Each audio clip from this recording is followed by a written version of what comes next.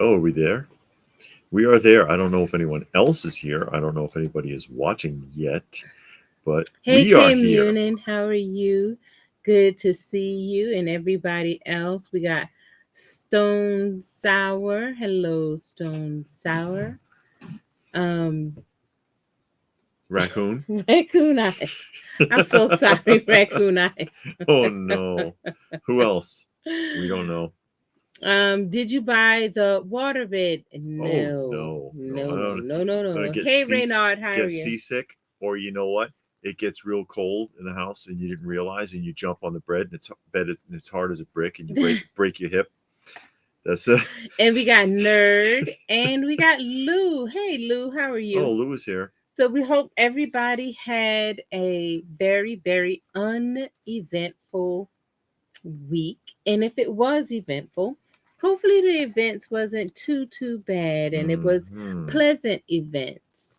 Um so and as always, thank you guys for taking out the time. Hey Tony, I'm Tony T. here from New York New City. York City. It's Saturday night. No, I was thinking of the old like barbecue sauce commercial. New York City. Oh yeah, Yeah. inauguration says Exifoli. When is that? I don't Two know. days. Oh, is it? Hopefully they don't get snowed out. It's supposed to be a big old snowstorm. Hey, Well, Machine Man. they're gonna do it indoors because it's gonna Oh, be they too. are. Yeah, it's gonna be cold because the temperature is gonna drop so much. They said, "Nah, we don't want people standing out there like that. We'll bring it inside." Hey, Pastor Rick. Makes sense. Pastor Rick is here. I guess. And then we Jason got Jason. Hi, Jason. Good to watch and relax. says, "Lou, Great. thank you," and And then we Patrick. got Patrick. And, So, as always, again, thank all of you for taking time out of your schedule mhm. and spending the time with us. We greatly, greatly, greatly appreciate it. And I don't know why you putting it there. Don't mind David. He's just I don't know about It's him. my. In A case lot you of the ever wondered time. how Santa got down the chimney, he's only 3 feet tall. 12 hours away. So what is it tomorrow? Well, today's The the. 18th. I don't know. Axel Foley says it's I only thought the 12 hours. inauguration was on the 20th. I don't know when it is actually. New York City is where my rope. Where's my rope? Where's my rope? Where's I my don't know rope? what that Oh, means. for lassos. So, Oh, yeah. From the and from the Sylvian is in the West Indies, all the way Ooh. out in the West Indies. Hey Sylvian. Yeah, and Robert's there. Happy Hey Saturday. Robert. Do I have Grizzly Adams? I was looking at movie star figures. They made a lot of movie star figures, didn't they? Yes, they did. They did make a Grizzly We got Adams Grizzly and a Adams. Nakoma as part of Mattel's TV Western series figures that are part of the Big Jim family. So yes, they did make a Grizzly Adams, and there was supposed to be a Grizzly Adams and Ben 2-pack, but it never got past prototype. So if you ever see Ben, it's worth a fortune. I can show it to you real quick. And Cam Union want to know if there's any good pickups. He got his hands on a GameStop exclusive pop earlier. We have some pickups. Got it for a deal and it just came out. Good. Yeah. Is this coming Monday, the inauguration? Okay. And these were done in 1978 by Mattel. They are part of the Big Jim family. That's Nakoma. And I love the artwork on these.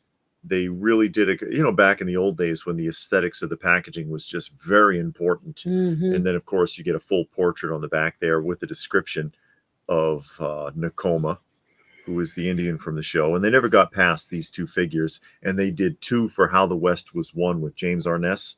Yeah. And then there is, of course, Grizzly. But yeah, they are technically Big Jim family because it uses the Big Jim bodies that just changed the head sculpt. Hey, Miko. Miko Stapler is there.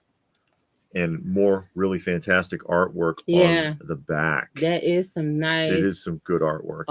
And like I said, they did a Ben and Grizzly 2-pack, or they planned for one. It is in the Mattel catalog for that year, but they did not ever produce it except outside of perhaps prototypes. So yeah, there you go. Hey, Alpha Tryon. And it's a lot cheaper than Big Jim's. So if you were wanting to collect Big Jims and you don't have the budget for it, these cost less than traditional Big Jim figures. And Alpha Trion wants to know why you think there hasn't been any new Buck Rogers or Battlestar Galactica figures. Seems like a missed opportunity. They've made attempts at it in the past because there has been, and you saw them at Book Nook, actually 12-inch Battlestar Galactica figures that were made really? like what, about 10 or 15 years ago? Mm. Yeah. And Oh yeah, mhm. not Diamond Select. Bit.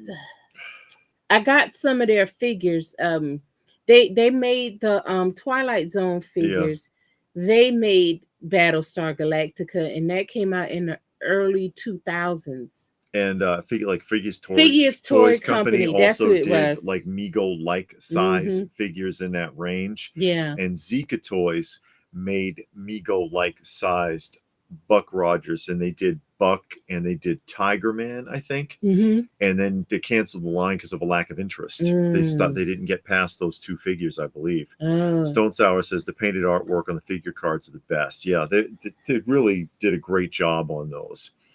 Oh yeah, Axel Foley Axel's a is day in, ahead. yeah, because he's in Australia. That's right. Mickle says Grizzly Adams. That's really actually really awesome. Yeah, they're great figures. They're great looking figures. And Lou said I thought the likeness on Grizzly was pretty good for the actor. Yeah, it is pretty close. It's a fairly decent likeness. Yeah, but now with all the technology, you can't get a figure to look like anybody. No, they look like shit. And if they kind of look like somebody, then they want to over $100 for it. Or it's inconsistent because Hasbro, in keeping with the tradition of GI Joe, where they do the classifieds lines now, they do put artwork, but it's not prominent. It's a small portrait, and it's inconsistent because if you look at the old vintage GI Joe artwork, the Ara era, Adventure Team, any of that stuff, it all looks like it was done by the same people. But the modern stuff, it looks like they got 50 different artists for it. And they probably do. They do actually, because like, for example, Spirit, they hired a native Indian artist to do semi-traditional Indian art for his or whatever. They're all different art on the packaging, and then again, it's not even prominent. It's like a little portrait and then something on the side, and it's like, but it's not prominent like with these figures where the art just jumps out. Yeah, and then everybody works from home on their computer, and everybody got a different software, so you don't even have that consistency. Because before it was computers, you came into the office and you sat in that room, and everybody sat there together, and they drew their pictures. You might have drew something at home, but you drew that thing by hand. Now everybody's at home drawing on a computer with a different program. Or if you were like a comic artist and you were working from home, you had a home studio. There was no computer involved. Yeah. K-Muna has to agree that the toy designs on those packages are very boring nowadays. Also part of that TV Western line, of course, since I brought it up already, was the How the West Was Won series. And this is, of course, Lone Wolf, not Lone Wolf and Cub. Don't do it. But Lone Wolf. And again, these are part of the Big Jim family, technically, with the expanded artwork on the back and an explanation as to who Lone Wolf is. So basically a bio card. And again, these are 1978. But I mean, look at the detail on that. Yeah. That's fantastic. I love that. And then Zeb McCain, who of course is James Arness from Matthew Dillon. Yeah, from Gunsmoke, because this is what he went on to after Gunsmoke. And just like with the Hey Retro Style. Oh, glad you could join us. From Blue Splash. Blue Splash. And Kaiser Kaiju is there. I think I just saw that. Yeah. But where was I? Just like with the Grizzly Adams and Ben 2-pack that never happened, there was a Zeb and a horse 2-pack pictured in the catalog. They never produced. And, unique head sculpt. There's the full portrait on the back. Looks pretty decent. And as I pointed out, these are technically Big Jim family. They're Big Jim bodies with different head sculpt. If you are, again, interested in Big Jim, because that's gotten real expensive in recent years, these are still relatively affordable by comparison. And that picture looks like James Arnett's, Yeah. not the figure, but the picture does. The figure's not bad for what it is. Lou says, speaking of art, he watched a documentary on Amazon. I forgot what it was called, but it was about artwork of the guy that did the original Dungeons and Dragons and through the years. And William says, Hey, are you William. talking about the G.I. Joe book? Did you get one? No, I did not get the G.I. Joe book, but we did showcase that guy when we went to the Joe Lanta. I let him talk because that was a live shoot. And so I told him, hey, if you want to plug, go for it. And he did. And because it's a passion for him. He loved it. And we got Link here. Yeah, Link has joined us. He said Star Wars Force Awakens turns 10 in December. He's crying over it because it's that bad. And Blue Splash said that's really good artwork for 70s card backs. Yeah, those are 1978. Right. But again, back in the day, man, they put a lot of effort into artwork. If they were going to draw or paint something for the action figure cards, they wanted it to really pop for the aesthetics of it. So you look at it on the shelf and you're like, oh, that looks interesting, and you're drawn to the art and then to the toy itself. And they don't really do that so much anymore. Well, the artwork or in marketing, packaging has a lot to do. I mean, you have people that spend hours and hours on packaging. How does it look? How would it look on the shelf? Does this draw your eye? And then they try to base that on the demographic. So you got these kids, and if you just give them some bland box, who wants that? With just the word G.I. Joe, something got to be jumping out at you to say, oh yeah, I want that, because the figure doesn't look all that great, but hey, look at that artwork, man. Nowadays, the packaging all seems to be copying each other. Yeah. And it's just a showcase of perhaps the figure, or if it's or it might have a lid with a picture of the figure on the front of it, or nothing on the box. Like Mezco's got no artwork on most of their stuff. And Robert was telling us like Cheryl Teague, Cheryl Ladd, Farrah Fawcett, and a lot of celebrity figures all were of made them back had in the figures. days. Yeah, a lot of them were made back in the day. And Munin has reminded us that no figures at their local stores are moving. Hasbro and McFarlane stuff is starting to rot. And Robert got the Golden Girls and Jessica Fletcher. No, he's just talking about different stuff. James James, how are you? Glad you could make it. Yes. Mikkel is waiting for Figma Demon Souls fluted armor figure to come in. He's psyched about it. Huge fan of the Soulborn games. It was a must-have. We started watching a show called Lensmaster? Lensman. The Lensman. Yeah. And you got this little lens thing on your hand. And it was almost a little bit, reminded me of Green Lantern, because it was this astronaut and he crash landed onto the planet, and this little boy came to try to help him, and he was dying, and the lens jumped from his hand to the boy hand, and everybody was shocked. Oh my God, you're a lensman. And they didn't even know that the lens could transfer from one person to the next. And it was just really good dialogue and artwork, animation, and the continuity was good. The motion was good. And it's like 3 parts. We watched the first part. It's a movie. Would be cool if they made Davy Crockett and Jim Bowie and something. Daniel Boone. Oh, Daniel Boone. Look into Marx Best of the West. And Munin says 10 years from now, all the sequel trilogy stuff will be garbage. Anime will still be king. Yeah. And Robert wants to know if people got paid for the likenesses back in the day. Yes, that's how Lucasfilm cheated everybody in Star Wars by getting them to sign over their likeness. And William says the current Motu lines have amazing artwork and it keeps on getting better. Yeah, that's good. Yeah. Machine, as far as packaging artwork goes, they had to really create the environment. Today we can reference characters while in the store on a cell phone. And Jason is here. Yeah, he okay. We talked to him before. Axel, first time I ever went to an IMAX theater just for Force Awakens. What a disappointment! Oh. Oh no, no.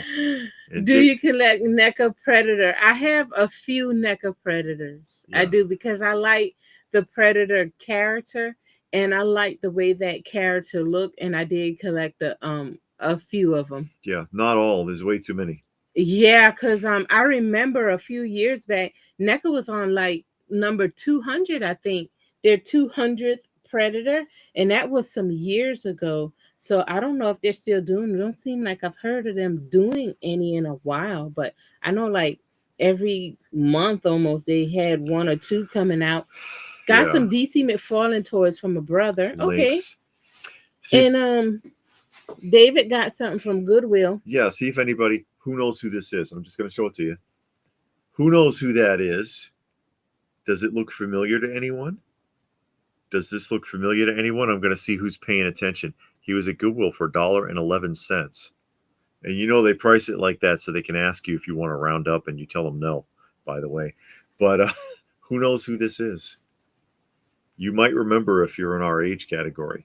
He had a sister. I'll give you a hint. He had a sister, Mhm. and he came in a couple of different sizes. Okay. See if anyone knows who that is. I'm not sure what record thing you saw. Oh, I think I know which one you're talking about. Yeah, it was some records. I was on Facebook Marketplace, and this girl was selling a stack of records, and I went out and bought from her. And then at that same time, we had went to a comic book / record store, and I bought a couple more. And I think I went to Goodwill that same day and found like one or two or something like that. Mhm. If that's the one you're talking about. Yeah, I got those like a week or two ago. Something like that. It wasn't long ago. But every so often I'll get on Facebook Marketplace and see what's what. How are the cats doing? Mickle wants to know they're Yeah. doing good. It did get cold for a couple of days, but they, when it's Oh. weather like that, they stay close to the house. But yeah, they're all doing great. Hobo was sneezing this morning, Yeah, but he he was. seems like he's okay. I keep a close eye on them. I take that all very seriously, taking care of our shelter cats. Again, we're taking care of 18 right now. William got the glow-in-the-dark Nosferatu Migo today. Watched the new movie. It was good, but it could have been better. It could have been better without all the nudity and sex. Yeah. Anime is getting censored. Says Links, really? Whoa. And Kaiser says, am I the only one getting tired of people nowadays? Especially in the figure market, greed is the motto. Hey, I've been tired of people. Okay, so don't worry about it. You'll be fine. You'll be fine. Stone Sour says, what are the odds of LPH watching original Star? Well, the odds are like zero. If it happens, it'll happen. If it happens, we will let you know. No, it's not Raggedy Andy. No, it's not Raggedy Andy. That's Knickerbocker. This is Play School. I'll give you another hint. It's from Play School. Dressy Bessie's brother. Oh, Machine Man is real close. This is Dapper Dan. Just Dressy Bessie is Dapper Dan's sister, and the thing is, it's for learning how to use that kind of stuff. So you got a snap, you got a button, you got a zipper, you got little shoelaces, and they would have stuff like that on the doll so that you could play with it and learn how to do that stuff for practice. If you were a little kid, like kindergarten age, so Dapper Dan and Dressy Bessie, which man, they're tough to find in the box. There's almost none in existence still in the box. It's incredible. Yeah, I have that quarter scale NECA Predator. I forgot about that. I do have that quarter scale NECA Predator, and it's nice. It looks quarter really scale. They came out statue? With quarter scale NECA. Action figure. Yeah. I know what you're talking about. Yes. She does have that. She does have that, and she has the very first Hot Toys 1/6 Predator. Yeah. Yeah, they play. Okay, I think I know which ones you're talking about. I bought a lot of records that have been water damaged, and a lot of them have mold on it, but I just clean it. They can be cleaned. Yeah, you can clean it with a right now I did get a record cleaner thing. It's called a washing machine, and it's a ultrasonic cleaner, and you put your records in there and it spins Hmm. and it heats the water up, and it'll get a lot of that dirt out of the cracks, and when you take it out, it looks brand new. And you got to mess with it for a while because I had to mess with put how to what to put in the water, and I ended up putting just a drop of liquid detergent, dishwashing liquid, Hmm. and I sprayed the records down with vinegar on both sides, and then I messed around with how many records to put in there at once because you can put up to 8. Hmm. And when I was putting 8 in there, it didn't seem to get them as clean, so I just put 4, and it seems to do better. So, Yeah, just um, you just don't, if you ever have to clean like an old Victrola type record, you can't use any kind of chemical, just straight water, yeah, because it's got a shellac coating on it. It's not actually vinyl, and you'll rub that coating off and damage it. yeah, yeah. But don't get scared if you see records like at Goodwill and places and they're dirty, or even if they got a scratch. Because just because they have scratches don't mean they don't play. Yes, I got records, they got scratches in there, and I'm like, oh man, this ain't gonna play. It's gonna skip. It and it doesn't did skip fine. at Does all. fine. I mean, you wipe it down real good. And we were at Value Village a couple weeks ago, and it was what, a Kiss? No, Alice. What's that guy? Alice something. Alice Cooper. Cooper, And this guy had the record. he ditched it. Yeah, he was like, "Here, I see y'all getting records. You can have this one. It's in bad shape. It got scratches and everything." I was like, "Oh, okay." I brought it home and I cleaned it up and gave it to Yeah, and the David. scratches are gone. So Yeah, there you go. yeah. Re- So, I mean, don't run away because it's water damage. yeah. So what? Shoot, it's vinyl. Wipe it off. Reston wants to know if we saw about Diamond Yeah, I Distributions. Yeah, heard about it's that. not a it's not a like we're going out of business bankruptcy. It's a restructuring bankruptcy. I'm gonna So catch up, so I'm gonna just flash your comments on the yeah, screen while we keep talking, so that we can catch up because I'm like way behind. okay. So, but yeah, go ahead. And so they're not going anywhere anytime soon, or they're not shutting down or anything like that. It's being blown way out of proportion. It's Mm-hmm. for the purpose of restructuring.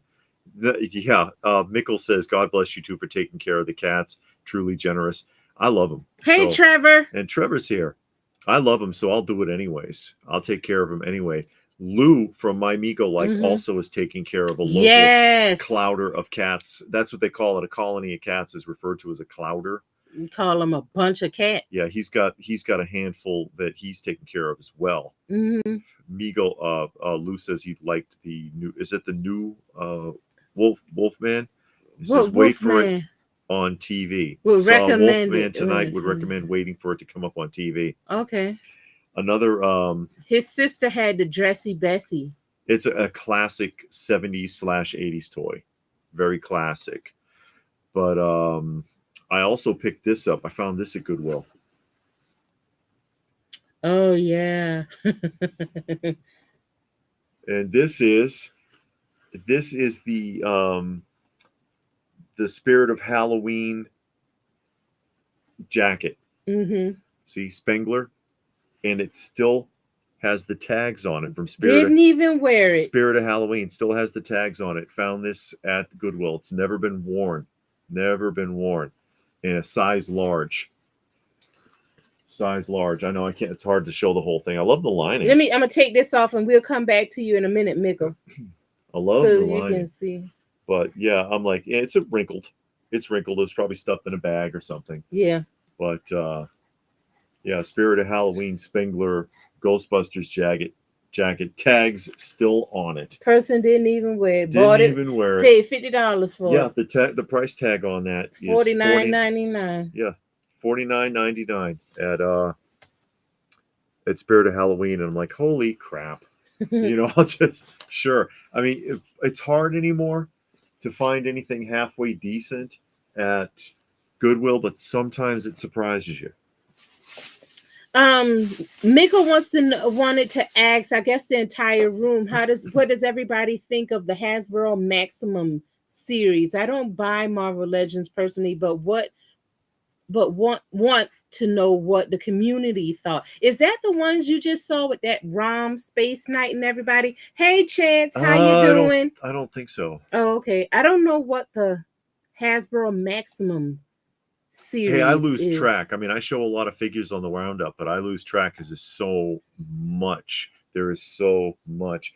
Oh, I have more toys to show, but Yeah, Chance wants to know about Dallas. we're gonna No, catch up a little bit, and then we'll because we It's did quite go all to right. a show today, Yeah, and we did. we'll talk about that, Yeah, and we'll we went- show our we- pickups for we that, did end up going to the Legends Con today. and we'll talk about that. We'll But talk let's about that in catch a up a minute. little bit first because I am way behind. So Okay. Jenna ditched Bobby again at the altar. Yeah.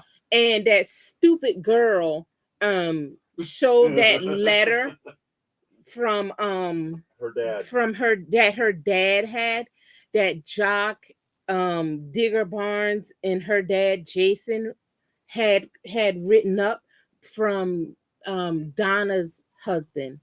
So I don't believe that's real. I don't believe she's Jason's daughter, for one.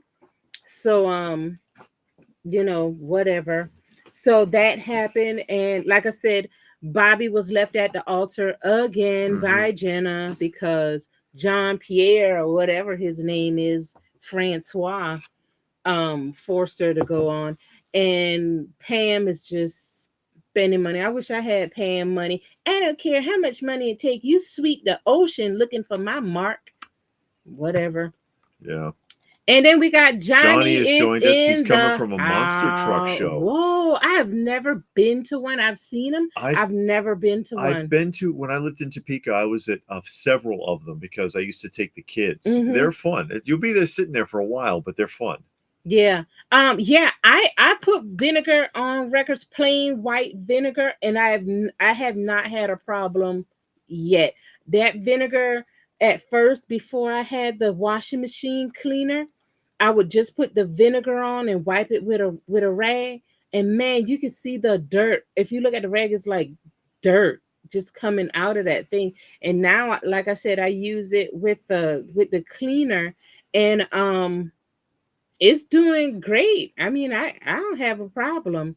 Let me show. Is it from SF writer? Science fiction writer E.E. Doc Smith. We're not sure, Sylvia. I think so, because it's a book series. Okay. It is. Yeah, it's a book series, and it's on, what are we watching on YouTube? Yeah. They have the whole series on YouTube, and they have the movies. So right now we're watching the three movies. One came out in 84, 87, and 89 or something like that. But it's 3-part movie, an hour and a half each. Saw the concept Ninja Turtles figures. Yeah, they're already going on clearance for $33. Yeah. Whoa. Alice Wyatt, not Cooper. Hyatt, not Cooper. Alice Hyatt. Pastor Rick thank you. made a $5 donation to the Cat Fund, much appreciated, and says if you watch Star Wars, he will make it 40 next time. Oh, that's a whole 30-pound bag of cat food. I ain't watching it then. Oh, come on now. I don't care about no cats. That $40 can buy. You know how much records I can buy at the record show for $40? Oh, my heart. You know I love those cats. And Link says kitties. Yeah, we take care of a lot of kitties. We're taking care of 18 right now. They're my little sweetheart. Tell me you don't love Pirate. I like all of the cats. I do. I mess with David, and I tell him, if he don't see one, I'll tell him the hawk got him or the owl got him, because we got owls and hawks that fly around, and I tell him that they picked them up, and because I do a head count every day. Them. And but sometimes they do end up missing. It's a couple that had, and over the years, a couple have disappeared. The hawk got a snack, or the owl wanted a midnight snack, something like that, and he goes. Because I do a head count, and if somebody's missing, I start to worry. I'll watch the first. If David promised to keep his mouth closed, I'll wrap his mouth up with duct tape. We're getting somewhere. But if he talked one word while that movie on, I'm shutting it off. Come on now. One word. I watch because I spend you know, dry food alone, probably about $30 a week. So it adds up quick. I found some Darth Vader playing cards in a vintage kit. Really? Oh, okay. At Kohl's. Hey, Sledgehammer. Sledgehammer. He says, where do you buy most of your collection? You have, was it from eBay or toy shows or otherwise? And what's the most you ever spent on an item you always wanted? Most of, I do get some stuff from eBay, but primarily from shows. Yeah. And, you know, as a lot of people who are really familiar with the channel will attest to, we have a system we call target of opportunity. Oh, Migos, he got Lou 11 says he has 11. cats. He has 11. Mm-hmm. But a target of opportunity, because we go to a lot of shows and we film for the channel, and we keep an eye out. We don't look for anything specific. We have gaps all over and lists that we like to fulfill. But if you look for that stuff, we never find it. Mm-mm. So we look for things, we keep an eye open for things that we know we would like that otherwise we would miss trying to hunt for something specific. Mm-hmm. And we have had so much good fortune with that, finding things that are like mind-blowingly great deals that were overlooked. Or that were missed, or just, you know, we were able to bundle with a dealer that we have a good rapport with. And also because we have our private museum, we're not resellers. A lot of times when we go to these places, people are motivated to, Gilgamesh is here. People are motivated. Now I've had people tell me like, are you going to show it on the channel? And I don't even know who the guy is, because I may not have met him or talked to him before. And I was like, yeah, of course, we always do the showcase. He was like, if you're going to show it on the channel, I'll tell you what, I'll do this, and give me a price that's like, pow, you're kidding me. Like that C3PO case, that it's factory sealed. My C3PO case, the guy is probably like 20-25% of what it would sell for, just because I know you guys are going to put it in that museum room. Yeah. And I'm like, thank you, Stone Sour. Thank you, Stone Sour. He made a donation to the kiddies. We appreciate it. I got a lunch tray like that. This guy, and I talk to him often when I see him. He watches the channel. And I was like, oh, man, it was a lunch tray that I had wanted. And I saw it. And I was like, oh, man, how much? You know, he had a price. I was like, hey, how much is the lunch tray? He was like, oh, I know you collect lunch trays and lunch boxes. This one. I'll do this. And he did. And this is still factory sealed. He gave me an amazing price on this. And I was just like, you're kidding. And he was like, no, man, I seen your show.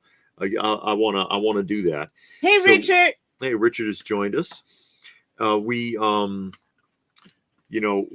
hunt for the amazing deals, because if we didn't, we couldn't afford to do all this. We're not millionaires or anything, you know. People think so, but so it's targets of opportunity when we go to the shows, and we just you find a great price, or you negotiate, or even at the end of the show, end of the day, man, they don't want to repack this stuff. You can get a great price at the end of the day. So and our interests are all over the place, you know, toys, comic books, records, vinyl records, all vintage. So a lot of different things just fit for us and make, you know, we enjoy it. We actually have that Peter Pan record. I'm not sure if we got any Power records, but I know we got the Peter Pan record. But I don't think we have the comic book, though, the 45.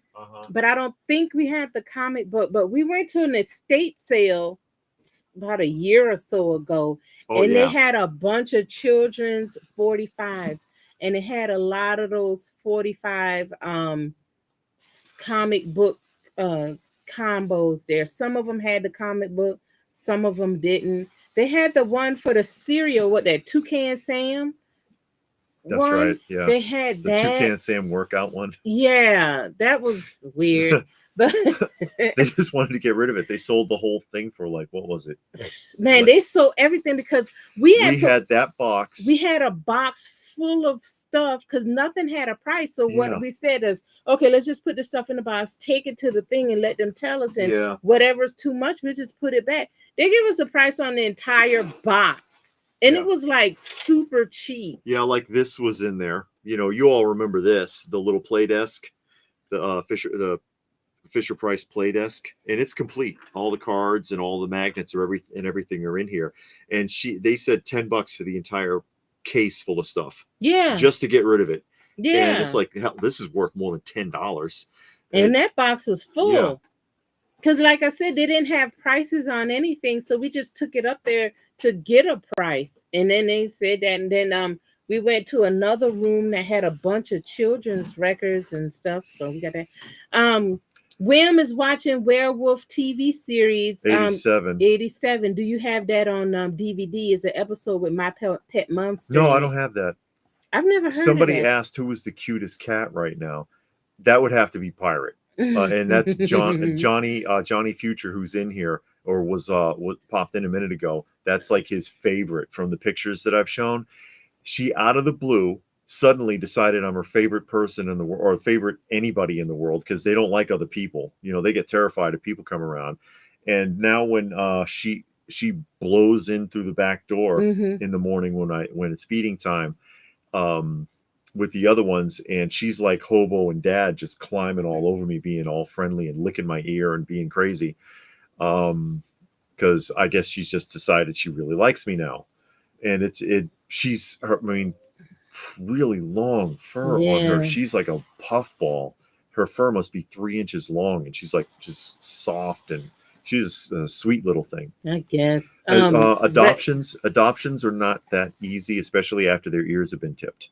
And Reston's been watching the cat rescue That's videos. what he's saying here. Yeah. He says, don't know if it would help for the volume of kitties. We've done adoptions before. We did 2 a couple of months ago. Yeah, it was yeah. And then before that we had like groups. And we had did some.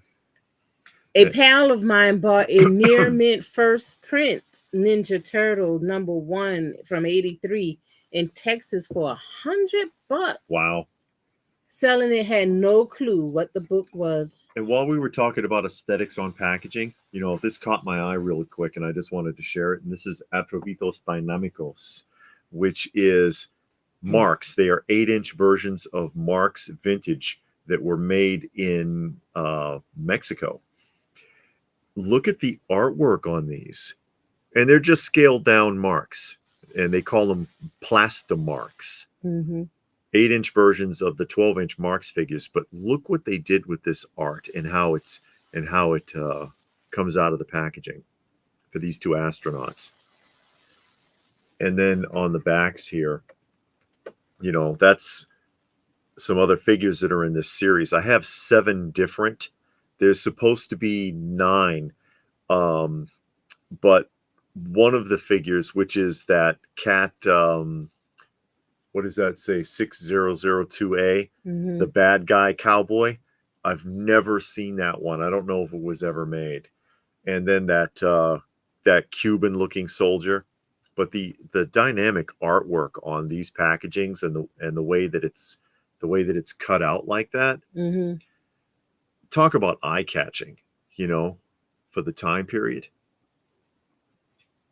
Since we were talking about the packaging aesthetics before, that is really eye-catching to me. I love these. I'm still missing 2, but I've never seen a boxed example of the 2 I'm missing. Yeah. So I don't know if it was ever done or not, which is again the cowboy villain and the Cuban soldier. I've got the other ones, the Indian and whatever, that's supposed to be the Lone Ranger, actually, right there. Now, vinegar is a good all-purpose cleaner all around.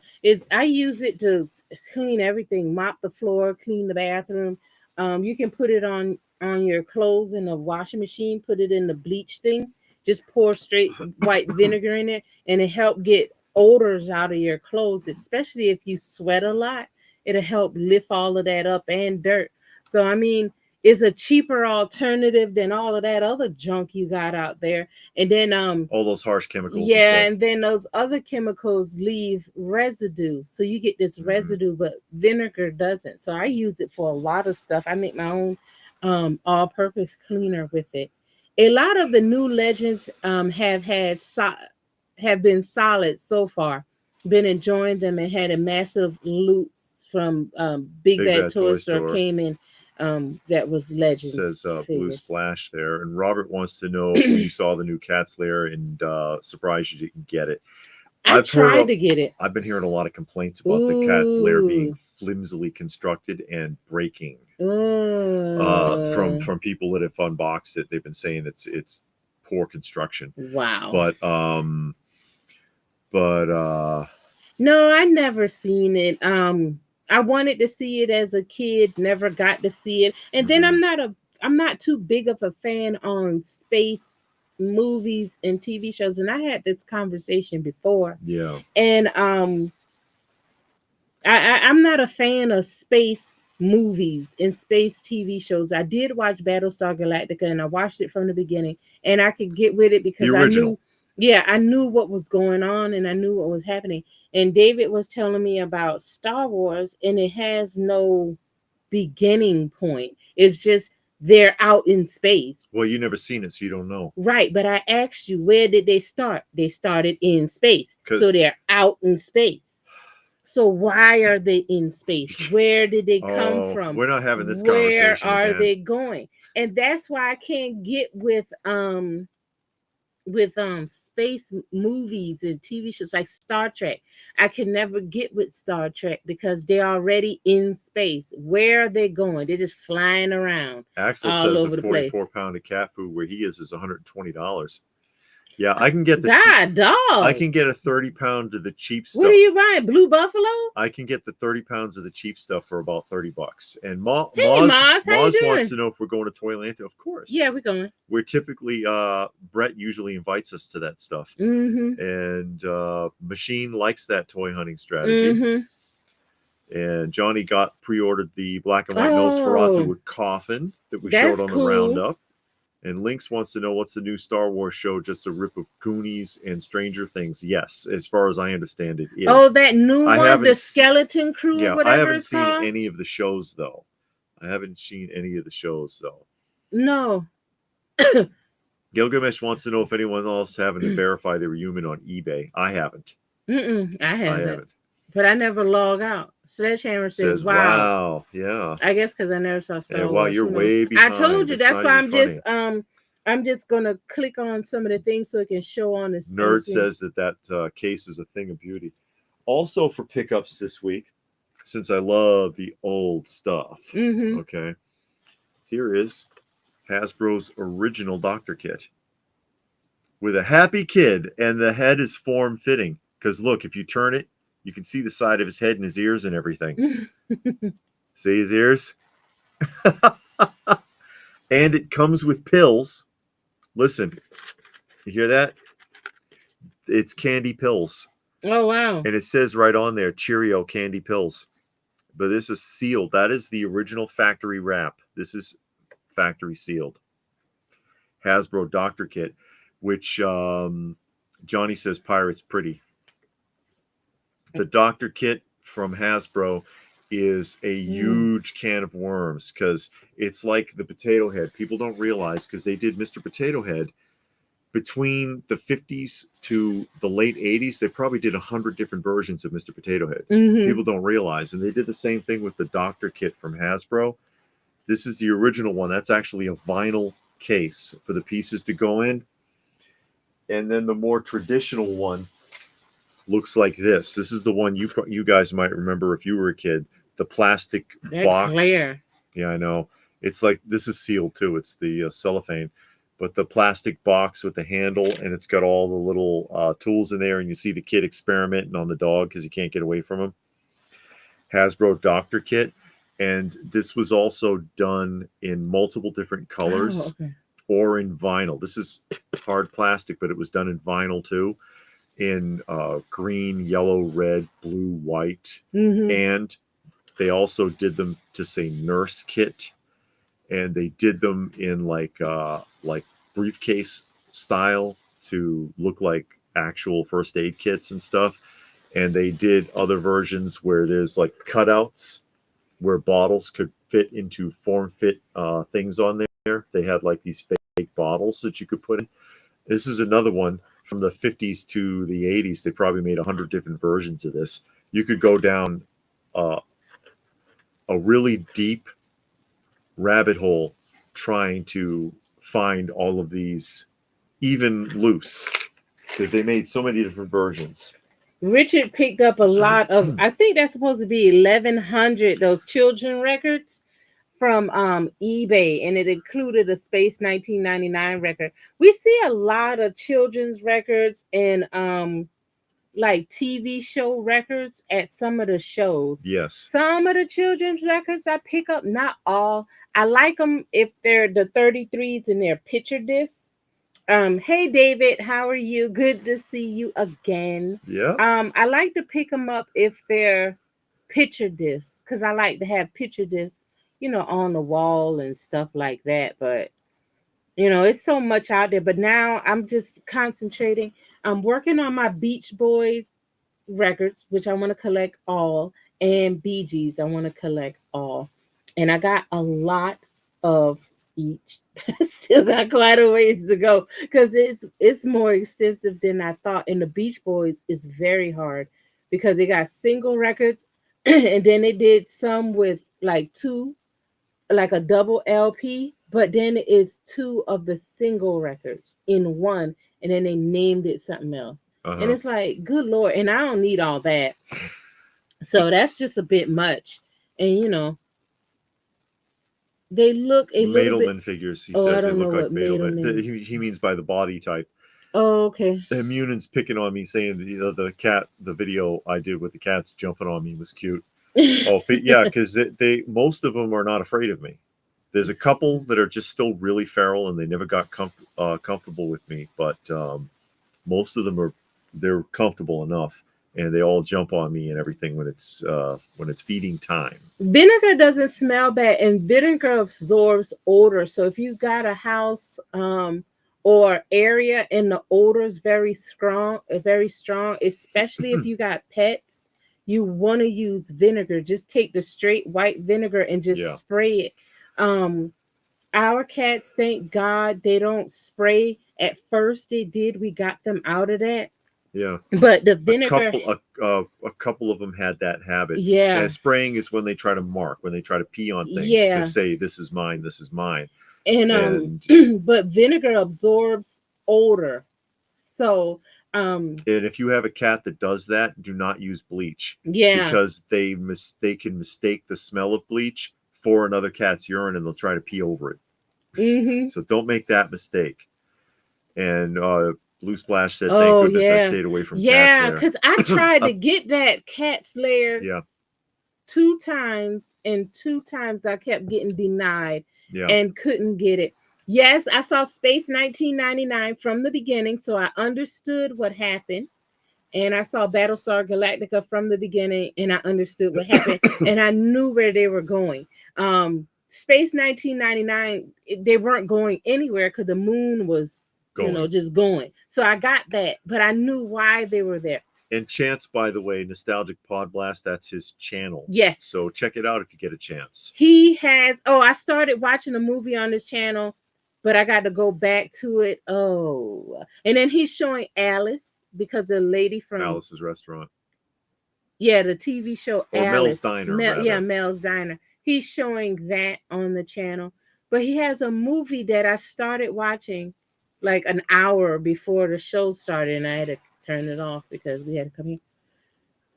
They say Aunt Jemima is coming. Yeah, sure she is. Well, I had read that somewhere. The company gave in, but they've been fighting with the family the whole time because the Aunt Jemima was a real woman. She was a real entrepreneur. She was an actual millionaire, and her family thinks it was highly insulting that they canceled her, and they've been fighting the whole time. They've been fighting it the whole time. Yeah, level of technology. Just look at it like that. I guess I put too much thought into it because we were watching Andromeda for a minute. I couldn't get into it either. That because the guy, he was Kevin Sorbo. Yeah, he was in like cryo for 300 years, and then now he's out and he wants to go back and reclaim Earth, and it's like Earth is no longer there. What are you going to reclaim? Yeah. So I just couldn't get. What are you doing? You was asleep for 300 years, and now you want to go be this knight in shining armor? You want to go rescue You know, I don't know. James wants to know if I remember a show called Men in Space from the 50s or 60s. That does sound familiar, but off the top of my head, because I've seen a lot of shows I used to see when I was a kid Really? that I haven't seen since. But you remember watching it, but you don't remember it. You know what I mean? Yeah. That's weird because we saw some other people say that the new Nosferatu had a lot of gore. And a lot of So, sex and weird yeah. stuff. Yeah. So, I mean, it all depends on your view. We haven't seen it. I guess we'll wait and see if it comes on Amazon Prime so we can watch it for free. Mhm. But outside of that, we haven't seen it yet. Does eBay auto pay for offers now because it didn't even go to checkout? Within an hour, if you win an auction, it'll automatically charge you within an hour now, because there's been a lot of complaints about that, because somebody wins an auction or someone accepts an offer especially, and they never pay you, and then you have to file a claim. So now eBay automatically processes it. I think they started doing that about 6 months ago, to avoid that completely. Now it's like you committed, you're paying, is the attitude, and I get that. Yeah. That makes sense to me. And then they started doing, if you send in an offer and the person accepts it, it automatically debits your card. Yes. Which is fine, because I guess in their mind, look, you Anywhere you wanted this thing, you put in an offer, they accept it, so you must got the money. Anywhere else online when you buy something, it's automatic anyway. Yeah. So why get held up for days and then have to wait a week to file a claim because you never got paid? Yeah. It just makes sense. You don't really see space too often in Star Wars. It's just a part of the franchise. It's more like there's More about the story and the It characters. says Mune in there. I guess so.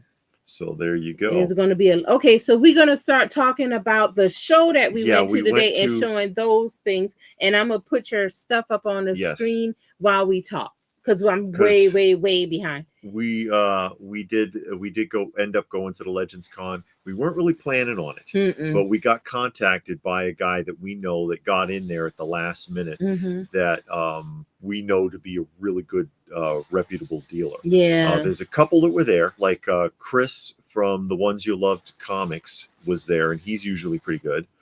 But Jack from Fortress Comics sent her a message, sent her a text and said, "Hey, are you going to such and such? I'm going to be there now. I got in at the last minute." Yeah. And so we were like, okay, hey, Bill the Cloud. Bill to the Clouds. He said he got the new Dead Space Figma Isaac Clarke figure, 12th, ever played the game. No, I never did play that game. So Jack from Fortress in particular is he specializes primarily in Golden Age, and he gets a lot of pre-code stuff. And so we were like, it'd be worth it just to go down there and take a look and see what he had. And we ended up doing a lot of wheeling and dealing with him. A lot of wheeling and dealing with him. And Dorian is here, and he wanted to know if you get a lot of greatest hits records. Yes. Those can be fun. I love those, actually. I heard the Best of the Beach Boys song ever on the other day, 99 Problems, sung by them. It's hilarious. The Beach Boys are good. People sleep on the Beach Boys, but they're actually really good. And I love the greatest hits, because sometimes, I like the greatest hits by artists, but I don't try to buy them too often, because I misread that question. I thought you were saying something else. Okay. But I do have greatest hits. They're not my favorite. I don't go after them. But if I buy a lot and it's in it, I'll keep it. If it's an artist I like. The reason why I don't care for greatest hits, because the things they call greatest hits, I don't always think is the greatest hits. Yeah. It's not my favorite song. And it's like, man, you could have put a better song on there. That song is not that great to be on a greatest hits. But what I thought you were saying is, do you like compilations? Like K-Tel does compilations. Well, like Hey, Austin has joined us. The top hits of 1974, something like that. Yeah, those can be fun. And Out of Sight has joined us as well. Yeah. And Robert wants to know if those were bootlegs. The Plastomarks, no. I think those were officially produced. Hey, Uncarded. How are And you? he got the Thunder Tank for half price off Big Bad Toy Store. Yeah, thanks a lot, Super 7. Makes you not want to buy anything from him. Wow. I'll tell you what. But Oh, it'd be 11 records. And the Flash Gordon soundtrack by Queen. Oh, yeah, I didn't know they did that. yeah, they did the soundtrack for Flash Gordon. Journey to the It's good stuff. Okay. I don't think I have any Queen records. Steel, that's the movie that I started to watch. Steel. Okay. Because it has Who? Kennedy, George Kennedy, and somebody else is in there. Yeah. I can't remember, but I know it said that's what I started to watch, and I had to turn it off to get down here. But I had some great pickups from. Okay, go ahead. I'll show you.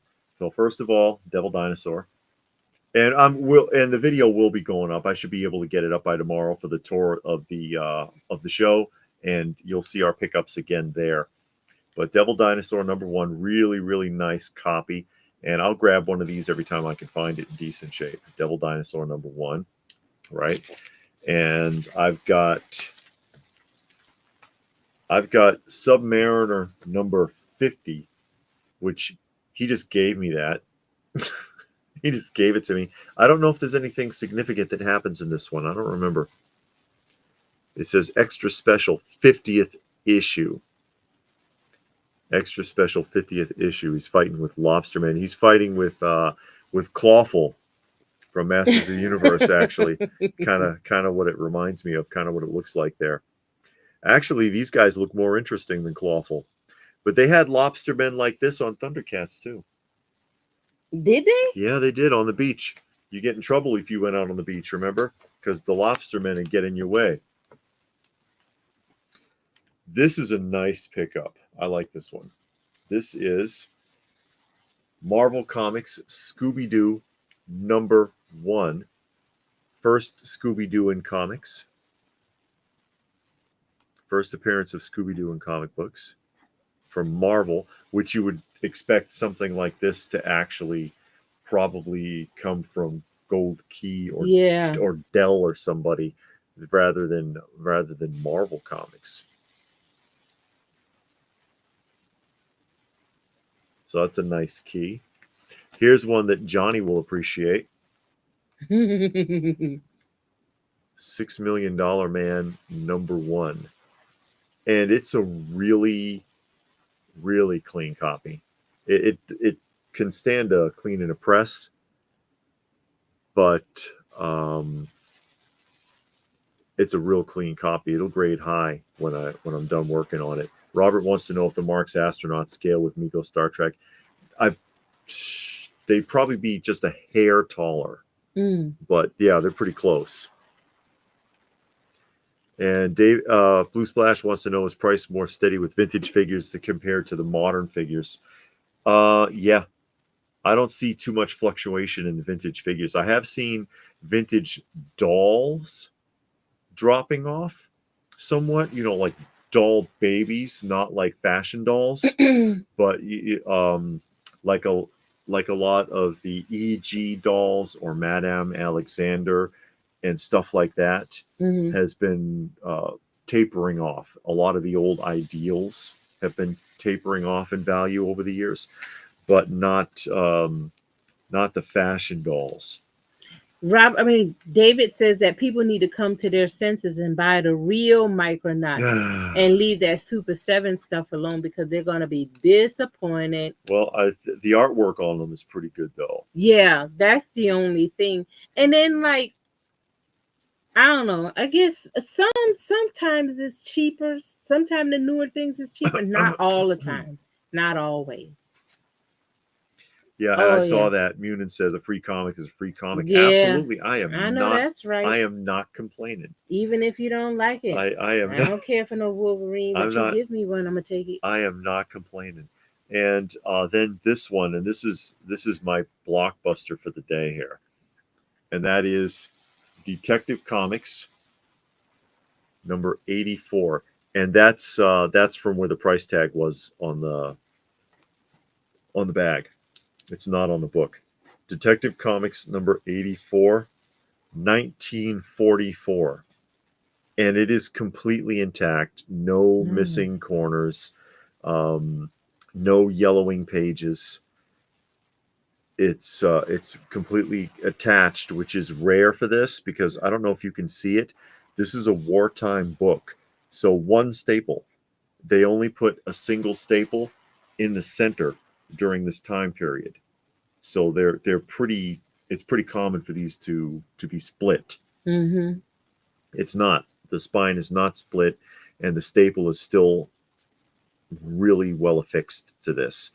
Detective 84, 1944 pre-code Batman. And you see them, the gangsters there, practicing on Batman and Robin dummies that they're shooting while Batman and Robin are jumping through the window there. It says, Batman and Robin, artists in justice, combat artists in villainy. Yeah, it just, you don't find these in this kind of condition. You don't. Great deal from Jack on this one. Great deal from Jack on that one. That's I love finding stuff like this. I do. This is fantastic. But I think these are some great pickups.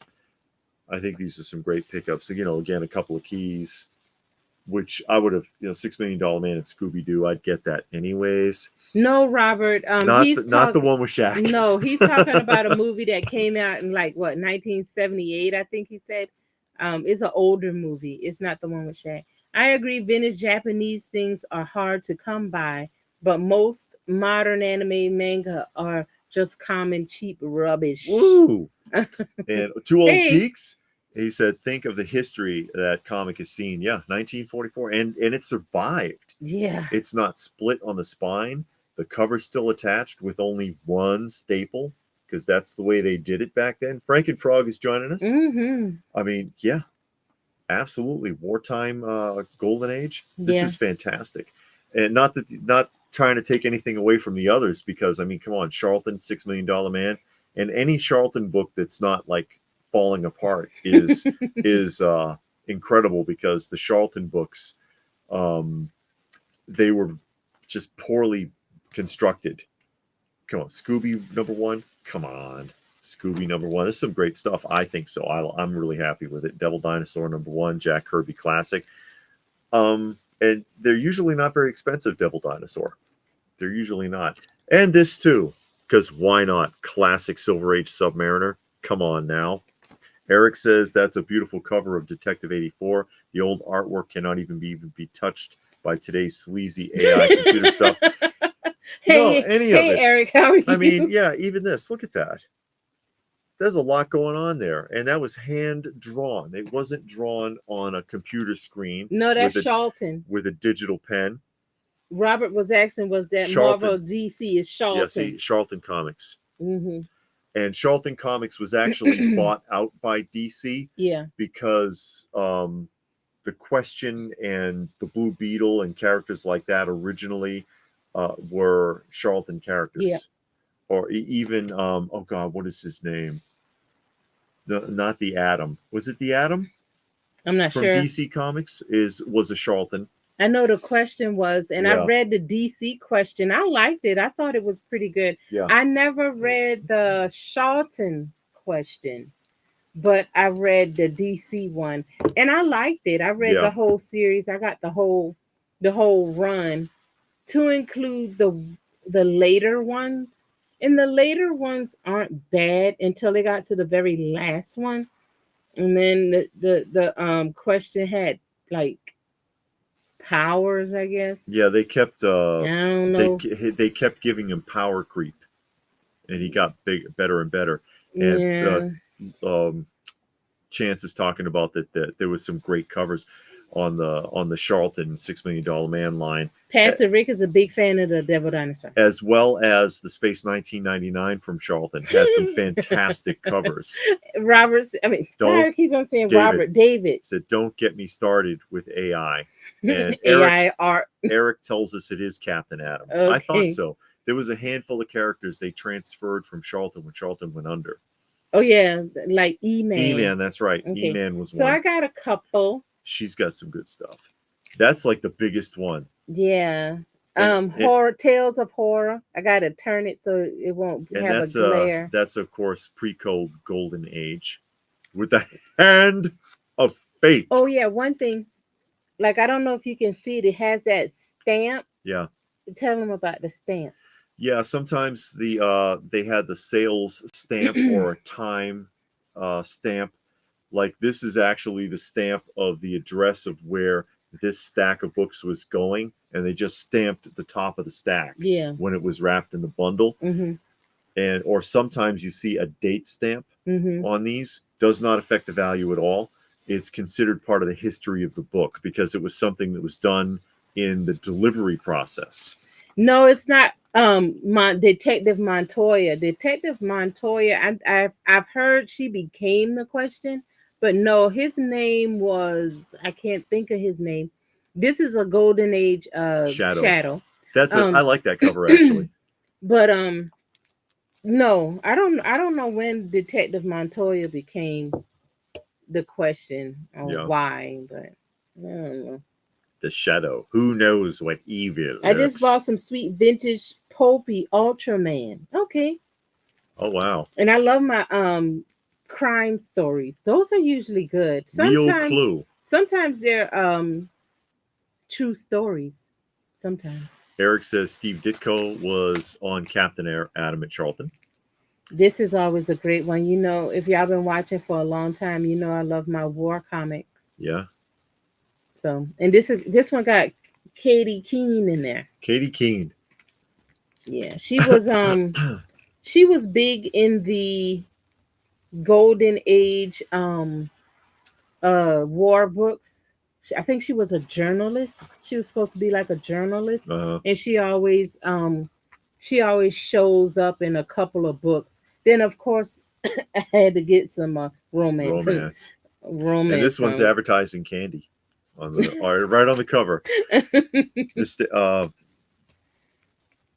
was What? Chance talking about Doomsday -1 from John Byron. Yeah, Doomsday -1 is another one with some great cover art. Romantic confessions. Did you read the question when he became a lesbian woman? They No. turned. She stopped way back. Well, the last one I had, he was like almost a spirit or something. And he could kind of teleport himself from place to place and like go through walls and all kinds. I don't know how he got there because the book before that was some years before that, and then it was nothing that I could find because I'm like, hey, am I missing something? Was some books? So I went and looked, and it was like the last book I read came up in the 90s, and then this one came up in the mid 2000s, and it was nothing in between that I could find. Mm-hmm. So I don't know how he got there, but I never read anything about him becoming a woman, or I guess the question mass must have transferred or whatever. I never read that.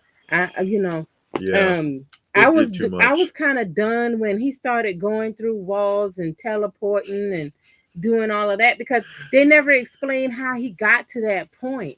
And it's like, how did we get here? He was a human being with no powers at all. Yeah. He just he learned how to fight. And he was like just this regular guy vigilante. You know, he didn't even do journalism no more. I get why they place stamps on the vintage comics, but I still don't like how it looks. I prefer my comics covers to be Very clean. clean, said Yeah. Munin. Some people are like that. They don't like it. Yeah. Me, I don't really care because it was I don't mind. it doesn't take away. It's part of the history. Plus, this is actually the. Oh, thank you, Stone Sour. Oh, Stone Sour made gave a another donation to the channel. We appreciate that a lot. Actually, it does help. This one, it's part of the history because that is the name of the store and its address of where this bundle was being delivered to. Yeah, we have the Shadow radio drama saved to listen to. Right now we're watching the CBS Mystery Theater. That was voiced by Orson Welles. The Shadow? Yeah. Look at the art on this one. That one, I bought this one because of that artwork. The Del Combat. Yeah, the guy's face. Look at that And face. then It's just like, whoa. the being haunted by the men marching. Yeah. That's incredible. Yeah. So that's all I got. Pastor Rick said the question struck me without the hat and the mask. I repeated. I I expected to respected to. see Alex Oh, I Jones. expected to see Alex Jones. Okay. Yeah, but the and then the Charlton version though, I mean all he did was run around and punch people. So it's not as detailed as Yeah. the more adult oriented or almost Vertigo title question Yeah. that was the Copper Age version that you read. Mm-hmm. And David says, did Archie comics come in comic book form? As all the ones I bought were collections of stories called the Digest. Yeah, Yes, they have comic going books. all the way back to the Golden Age, because the original Archies are from like the 40s, and they were their own individual comic, and all those digests Mm-hmm. were reprints of the original books. Oh, okay. Yeah. Did the Batman and the Shadow come out at the same time? I'm thinking so because they both came out in the 40s. Yeah, they might have come, or at least in the same time period. Yeah. At least in the time period. Up a Black Edition set of Death Note manga, got it for next to nothing. That was cool. Yeah. Okay. Good deal. Oh, Captain, how could he? I loved him so. Those stories in those romance books They're are crazy. hilarious. Yeah. You know, they get goofy, but the cover, the stuff that's on the cover is not in the book. And then you read like some of the stuff that they're saying, and it draws you in, right? And she's sitting here and she says, I guess it's over, isn't it, Sam? And he goes, not really, Ellen. It never really existed for us. Oh, ow. Ow. Yeah, the covers on those word bubbles do get you. But when you try to look for that story in the book, it's not there. Or it's altered somehow. My local antique shop shut down permanently. They had great toys and comic vendors. Now they are gone, says David from Blue Splash. Oh. That $6 million man looks great. I hope to get an 8 or better. What do you think it will get, says Johnny Future. Oh, wow. David's not sending that thing in to get graded. Oh God, wait a minute now. Somehow or another. You shrank it? Oh Lord, hold on, because I can't see worth of nothing. I shrank the thing. Give me a minute. Y'all go ahead and tell him. Mm-hmm. This $6 million man, it's got like the corner. Oh Lord, have mercy. The corners are still sharp, and it doesn't appear. Hey Marilyn. Oh, Marilyn has joined us. You got it back. It's got it might have a couple. I can't tell if they're color breaking or not, though. There is a couple of spine ticks. I'm not sure if they're color breaking. It'd probably grade at least a 9 or better, 9.92-ish. If higher, if those are not breaking color, it's hard to tell because of the glare and the color of the book. I'll have to see how it looks after it's pressed out. But yeah, it's got a shot at grading pretty high, which is rare for any Charlton. Pastor Rick wants to know, what are you thinking about the Mr. Beast Lab Mutator figures? Mr. Beast Lab Mutators. Mm-hmm. I don't know if I've seen that. K-Muna says too many stores are shutting down. He feels sorry for them people that's losing their job. Yeah, because Party City shutting down. It's a lot. And I think it has a lot to do with online shopping. Yeah. The question, secret identity, was it? Vic Sage. That's his name. I couldn't remember. But when I read it, it was Vic Sage. I never saw when it became Detective Montoya. Is that the same Detective Montoya from Batman? That Detective Montoya? Later as Charles Victor something another. Says. Yeah. I think that was his real name, that Charles Victor something, and he went by Vic Sage because he was he wasn't adopted. He was in like a children's home. I think Charles was his original, his real name. Yeah. I don't remember. However, after the events of 2006-2007 miniseries, Sage protege Renee Montoya, yeah, from Batman, took up his mantle and became. Wow, okay. I didn't read all that. Nah, And I'm you ain't good. missing nothing. I'm sure I'm not. The Detective Comics looks terrific. How is that? How is the staple? Is the staple have many signs of rust? I don't think it does. A good movie we saw was the Prometheus. That was the prequel to Aliens, and it actually wasn't bad. I thought it was pretty good, and it had a nice little twist ending there. What do you think about it? Oh, the Prometheus? Yeah, Prometheus was decent. It was a decent film. It wasn't bad, you know, as far as I think they've done a better job Mm-hmm. of keeping the Aliens franchise interesting Mm-hmm. than they have with Predator. Yeah. Predator, it keeps getting weirder and weirder. There's like a slight bit there. You can see that's the center That's staple. roll. You got No, to it's get the way that I'm. back. No. It's the way the book is cut. Mm. It's the way it's cut. There's a tiny bit. It looks darker than it is here in the camera, but there's a tiny bit, but it's not bad.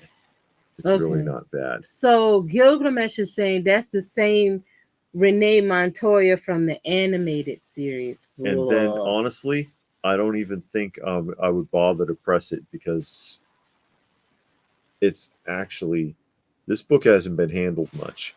Mm. It's actually really nice, What color are the pages? nice and flat, It and was the like off pages. white. That's pretty clean. Mm-hmm. That's pretty clean inside. Why we got such a glare tonight? I don't know, Mm. but I wouldn't even call that. I wouldn't even call that cream. That's white off white. Mm. White off white. That's super clean. The condition is surprisingly good Mm. on this book. Actually, That's good. yeah. I just got to be careful and make sure it stays that way. You Is better is the trick. you better put it in that hard case. I'll put it in. Yeah, I know. I'll find something for it. Mm-hmm. I don't want it in this for too much longer. I don't want it in the bag for too much longer. But yeah, the condition is really fantastic on Stone this. Sour want to know if you slabbing any of those. I don't know. I haven't done that in a minute. Actually, I haven't sent anything into CGC or anybody for quite a while. It's certainly worth. This would definitely be worth doing. I'd like to. Yeah, just because of the age. I'd like to read it first, just to preserve it, because Yeah. I mean, anything can happen to mess this book up at this point. You know, anything could happen.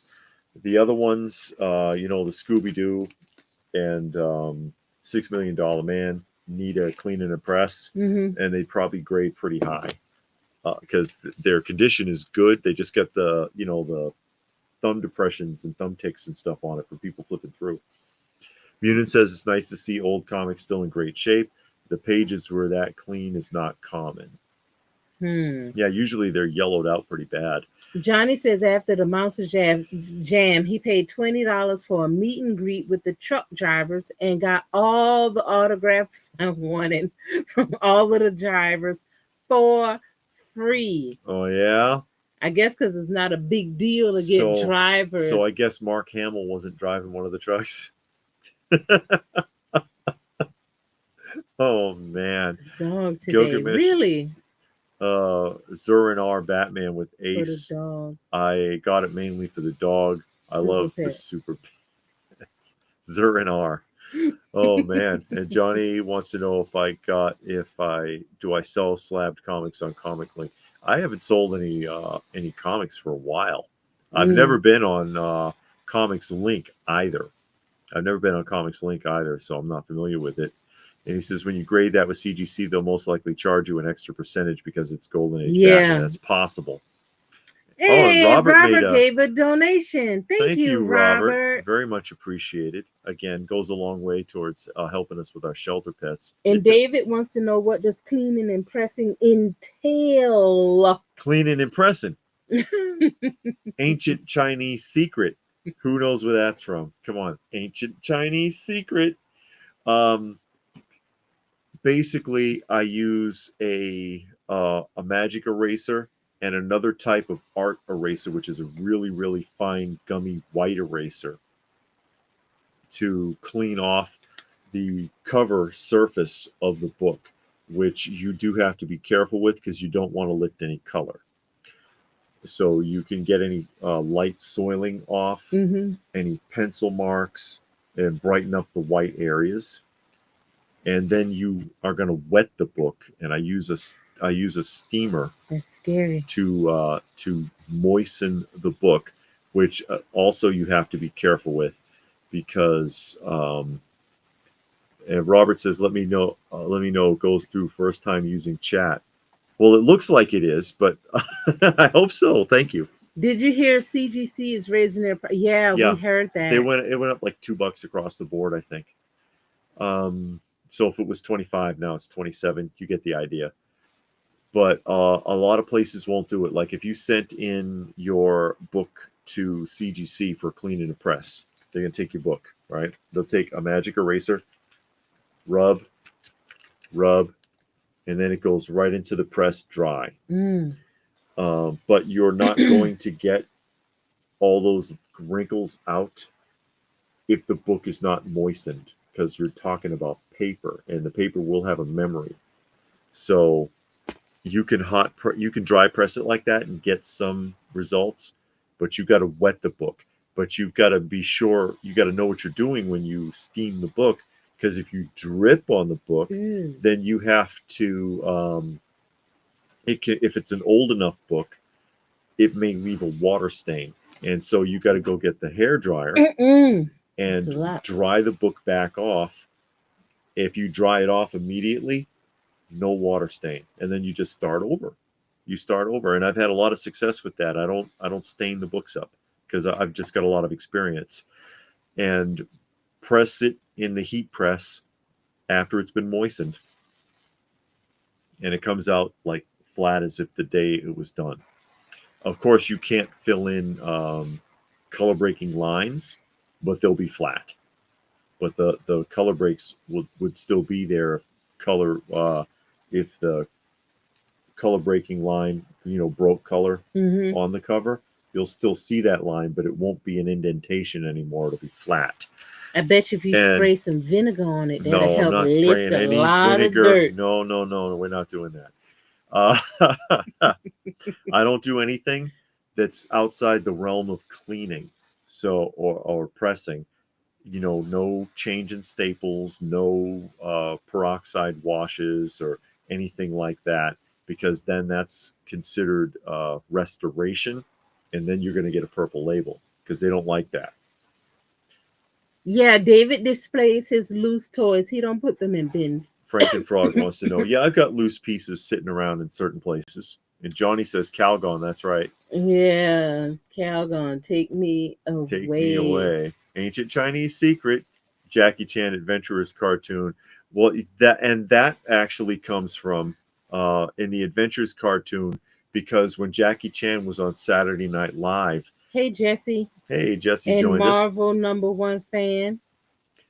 When he was on Saturday Night Live as a guest, before that cartoon came out, they did a parody of the Calgon commercial, the Calgon detergent commercial, where the guy, because it's always the thing where they go to the laundry, and secretly in the back of the Chinese laundry, they use Calgon instead of whatever else. And people would ask, how do you do it? And he goes, ancient Chinese secret, because it's Calgon. But on when Jackie Chan was on Saturday Night Live, and he said ancient Chinese secret, and he was like, come on, you use Calgon. And Jackie Chan attacked him over the counter and grabbed him. I told you, secret. You understand? You tell no one. And that was a running gag they carried into the cartoon. I'm not a fan of Charlie Chaplin. Oh. He's the guy with the little mustache and the black hat, right? Yes. Yeah, I don't mess around with him. David, I think you've made a video on comic care tips, if I'm not mistaken. Yeah, probably a million years ago. It's out there somewhere. CGC services went up $20. Some went up $5 and $8. I think but as far as I know, just the regular slab. if you get to go to get a book slabbed, 25 to 27, 35 to 37, something like that. I don't know about their other services though. And Blue Splash had to use a blow dryer in Giant Man's hands to loosen the fingers. Once that was done, the figure is awesome. Oh no. And Richard said the movie was Steel with Shaq. To me, it was a big man in a trash can, and the trash can was perfect for the movie. Yeah, Shaq played Steel from DC Comics in the theaters. Oh, and no, okay. it was not the best movie. Although it did make fun of the fact that he couldn't. He was terrible at free throws. Yeah. Shaq always blew free throws, and they made fun of that in the film. Marvel fan had a chance to meet Lee Majors and got a photo and a few pictures signed. Forgot the comic and magazine, vinyl record, and lunchbox. Oh no! Oh no! And that's how the customers found out. Oh my goodness! And they said they need to remake all those classic. They don't have to remake them. Just play it because the stuff never changed. Yeah. All they have to do is play those old commercials. There's nothing different from Coke now than 30 years ago. Just the packaging. You could take one of those old Coke commercials and play it in its entirety, and people would still view it as a traditional Coke commercial. Yeah. You know, they don't have to do that with a lot of these commercials. Most of them are not that specific. It's not as specific as like the new 1984 Dodge, you know? Yeah. But we watching some old vintage game shows on YouTube, and they got the original commercials in them. Like the person recorded it off of TV. Yes. And just left all of the commercials in it. And it's great. I love it. And then also on Tubi, they have 50s, 60s, and 70s commercials. Just a compilation of commercials, and they're really good commercials. We've been watching it. We didn't finish. I think it's almost like 2 hours long of nothing but vintage commercials, and it's on Tubi, so it's free. You can look that up, and it's fun to watch. We watched we don't watch half of it. We ain't finished yet. And like take a look at any of the commercial compilations I have up on this channel. You know, they're holiday related, like Mother's. I got one for Mother's Day. I got one for Thanksgiving, and so on. Take a look at them. They're better than anything that's being produced now. I know, and they don't have no insurance and what you call it, medication, no medication, no insurance. And then the car commercial actually told you what the car did, how much miles you get, how many people can fit in there. Not how cute you'll look driving it. And not how it can drive up the side of a mountain. Like you're going to ever drive up the side of a mountain. Yeah, I know. In the snow.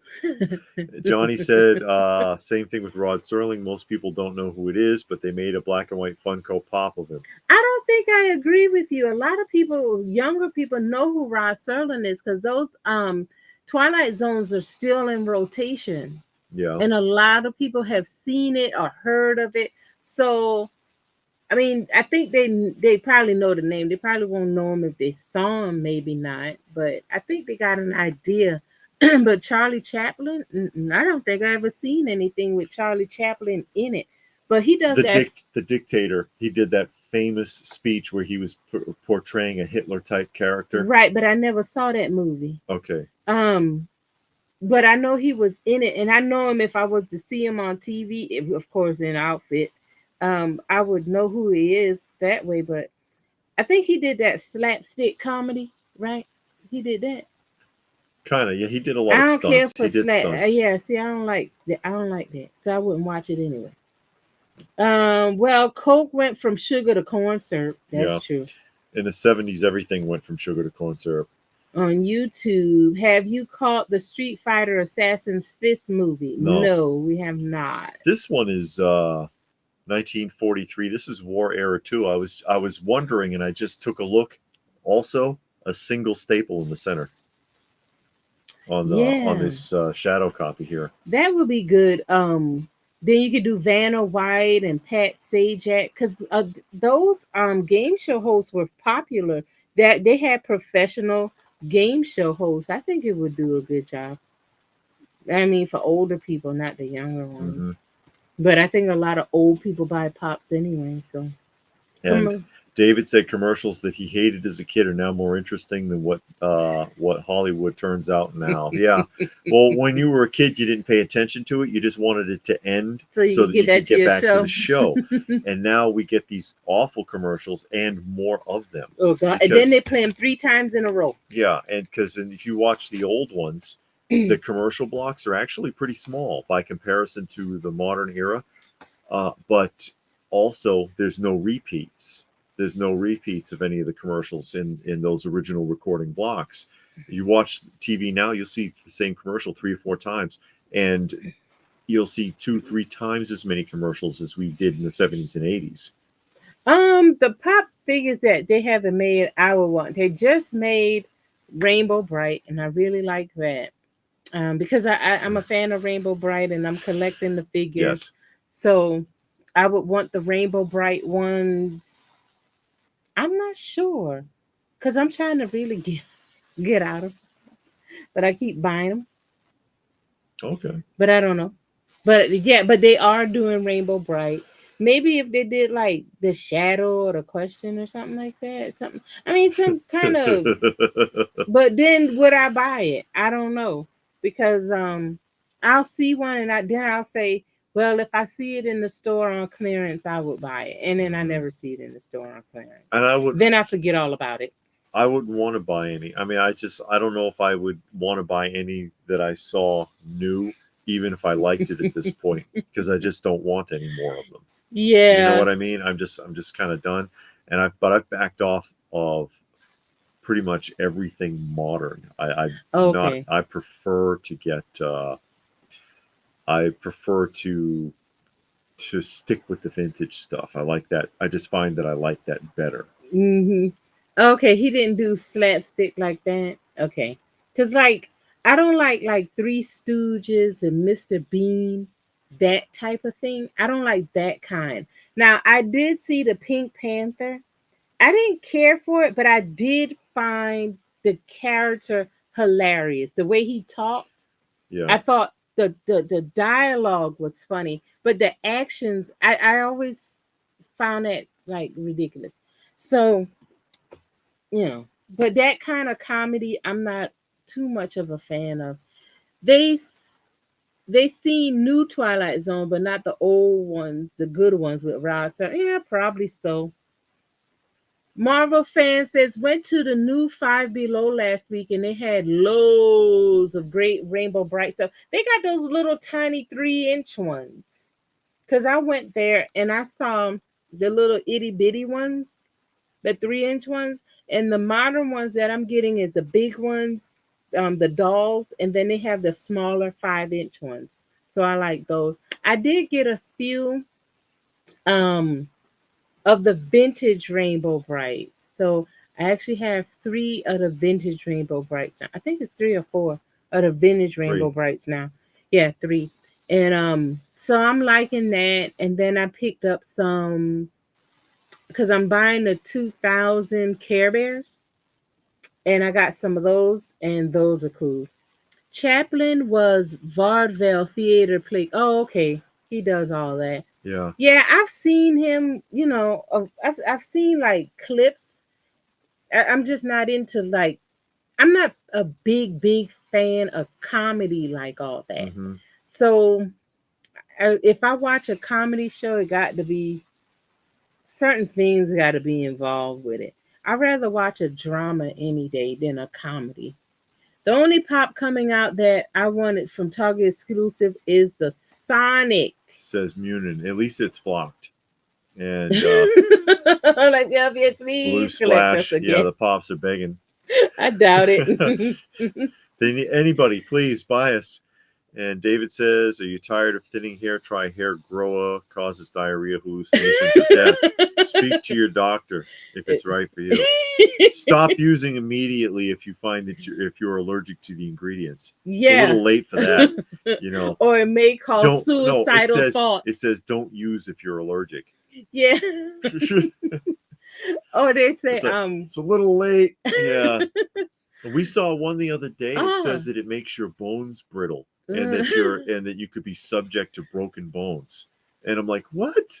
Oh, and then it also said that when you start using it, you have to use You have to some kind take of birth control pills for pill. like Well, first couple of like months. use a condom because it's mainly for what men with pancreatic cancer, Prostate cancer. prostate cancer. Yeah. So you got to use birth control. It's like, God, leave. What are they doing? Super 7 showed us says Gilgamesh, the next wave of Thundercats Ultimates. I'm out of that. I am out of that. They're making another member of the Hammerheads crew. Hammerhand. Oh, God. And they want that in the Lunatax. Mm. Robert says they have that black director doing Rod Serling's narration. No. I forgot his name. Yeah, I know the guy. Yeah. I've seen a couple of his movies. They're okay because he did Get Out. He did that one Us and Them, and I can't remember his name though. We, they, who, and they were like okay movies. Get Out was okay. You know, people say it was one of the best. I don't know about the best. It was just okay. Yeah, which means if I never see it again, I won't care, and which is not a good sign for any film or TV show. Because if it's good, you might want to see it again someday. Yeah, and that's almost everything in the modern era. I'm like, I don't care if I ever see that. Hey, Mr. Again. Wonderful. Mr. Wonderful said first time viewer. Just swinging through. Well, thank you for stopping by. Yeah, hopefully you'll stick with us. I enjoyed was Abbott and Costello, especially the bit about math equals 28. Abbott and Costello had some weird routines that they did. James says LPH just says just what I think, that I'm out of the pops. They draw me back in. They do something like I just knew I was free, and then they put out those rainbow brights, and I was like, oh God, they sucked me back down the hole. Well. But that's what they do to you.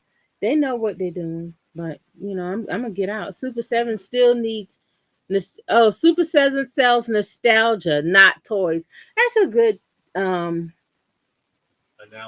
Yeah, says David. That is true. Here's what they're just sucking you in with those. Here's what she was talking about. Yeah, I got those. That's her doll babies. These are the originals, and they are sealed. And they, this is the smaller size. They came in 2 sizes because there is a larger scale version that's in a different type of box. Yeah. And these are what, 1983? Yeah. See, there's Canary Yellow and Sparkle. And this cartoon was funny. This cartoon was actually a lot of fun. And I it actually was. We went to watch it, and I was like, ugh, Rainbow Bright. Yeah, it's gonna be stupid. But man, that show was funny. Yeah. That show was hilarious. I couldn't believe it. And then here is Murky Dismal. And yes, he talked like Murky Dismal. And Lurky. And Lurky will bust a gut. He's so freaking funny. Murky is so funny. And that's the standard series, and like I said, there's a deluxe series of larger ones as well. And Peter Cullen did his voice, wasn't it? Yes, Peter Cullen did his voice. And you wouldn't even recognize it. No, you wouldn't recognize the voice at all. He did other characters on the show, and you could catch that Optimus voice on when he did that monster, the Monster Cloud. Yeah, you could pick up, hey, that's Optimus Prime. But when he did Murky Dismal, he sounded like this. It's like, okay, Peter Cullen. Now I like Tim Conway when he was on what was that show Tim Conway was on with the woman? Carol Burnett show. Like I like his style of comedy. It's more just kind of talking and that kind of stuff. I like that. I thought that was great. And Mr. Wonderful loves him some action figure talk. Listening in now as I relax. Well, we thank you, and we love having you in the room.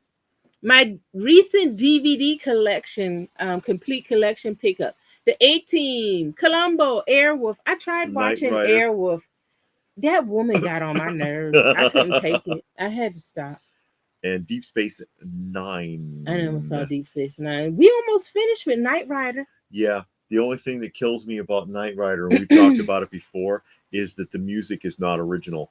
On the show, they did covers of all of the songs, except for the episode where Michael Knight infiltrates a band as their new lead singer as one of his secret missions. And when he's singing, that's actually David Hasselhoff singing his own songs that he wrote himself. So yeah, because he had an album. yeah, he was a singer. He was a popular singer in Norway. He had one. Yeah, #1 album he in was Norway. A one-hit wonder because he did have a song that came out and it was on the radio. Oh. I don't know what it was. I don't remember I either. don't remember it, but I remember it being out, and I remember it being on the radio. I was like, "Oh, that's Michael Knight." While I do like some of the Super 7 Joe's Storm Shadow, Yeah, they all went on clearance at Walmart and Target. That's true. Renard says the Our Gang Little Rascals complete collection is coming to DVD. Oh, really? Is it though? Captain Planet is on DVD. It's expensive as hell though. $70 up there at Walmart. The Our Gang, Renard, I'll warn you, check it and make sure, because Our Gang, I have Our Gang DVDs from the first time they were released. Mm-hmm. It's in 2 different sets because they worked in 2 different studios, and the 2 studios refused to collaborate with each other. So you have set 1 is their silent movie shorts through to I forget what year, and right around the time Froggy comes in, and then Studio 2 that bought out the rights to Our Gang and continued on with the shorts goes from the Froggy era through the Clubhouse years. But they would not put the box sets together. They had to be bought separately. Same thing happened with the Marx Brothers DVDs.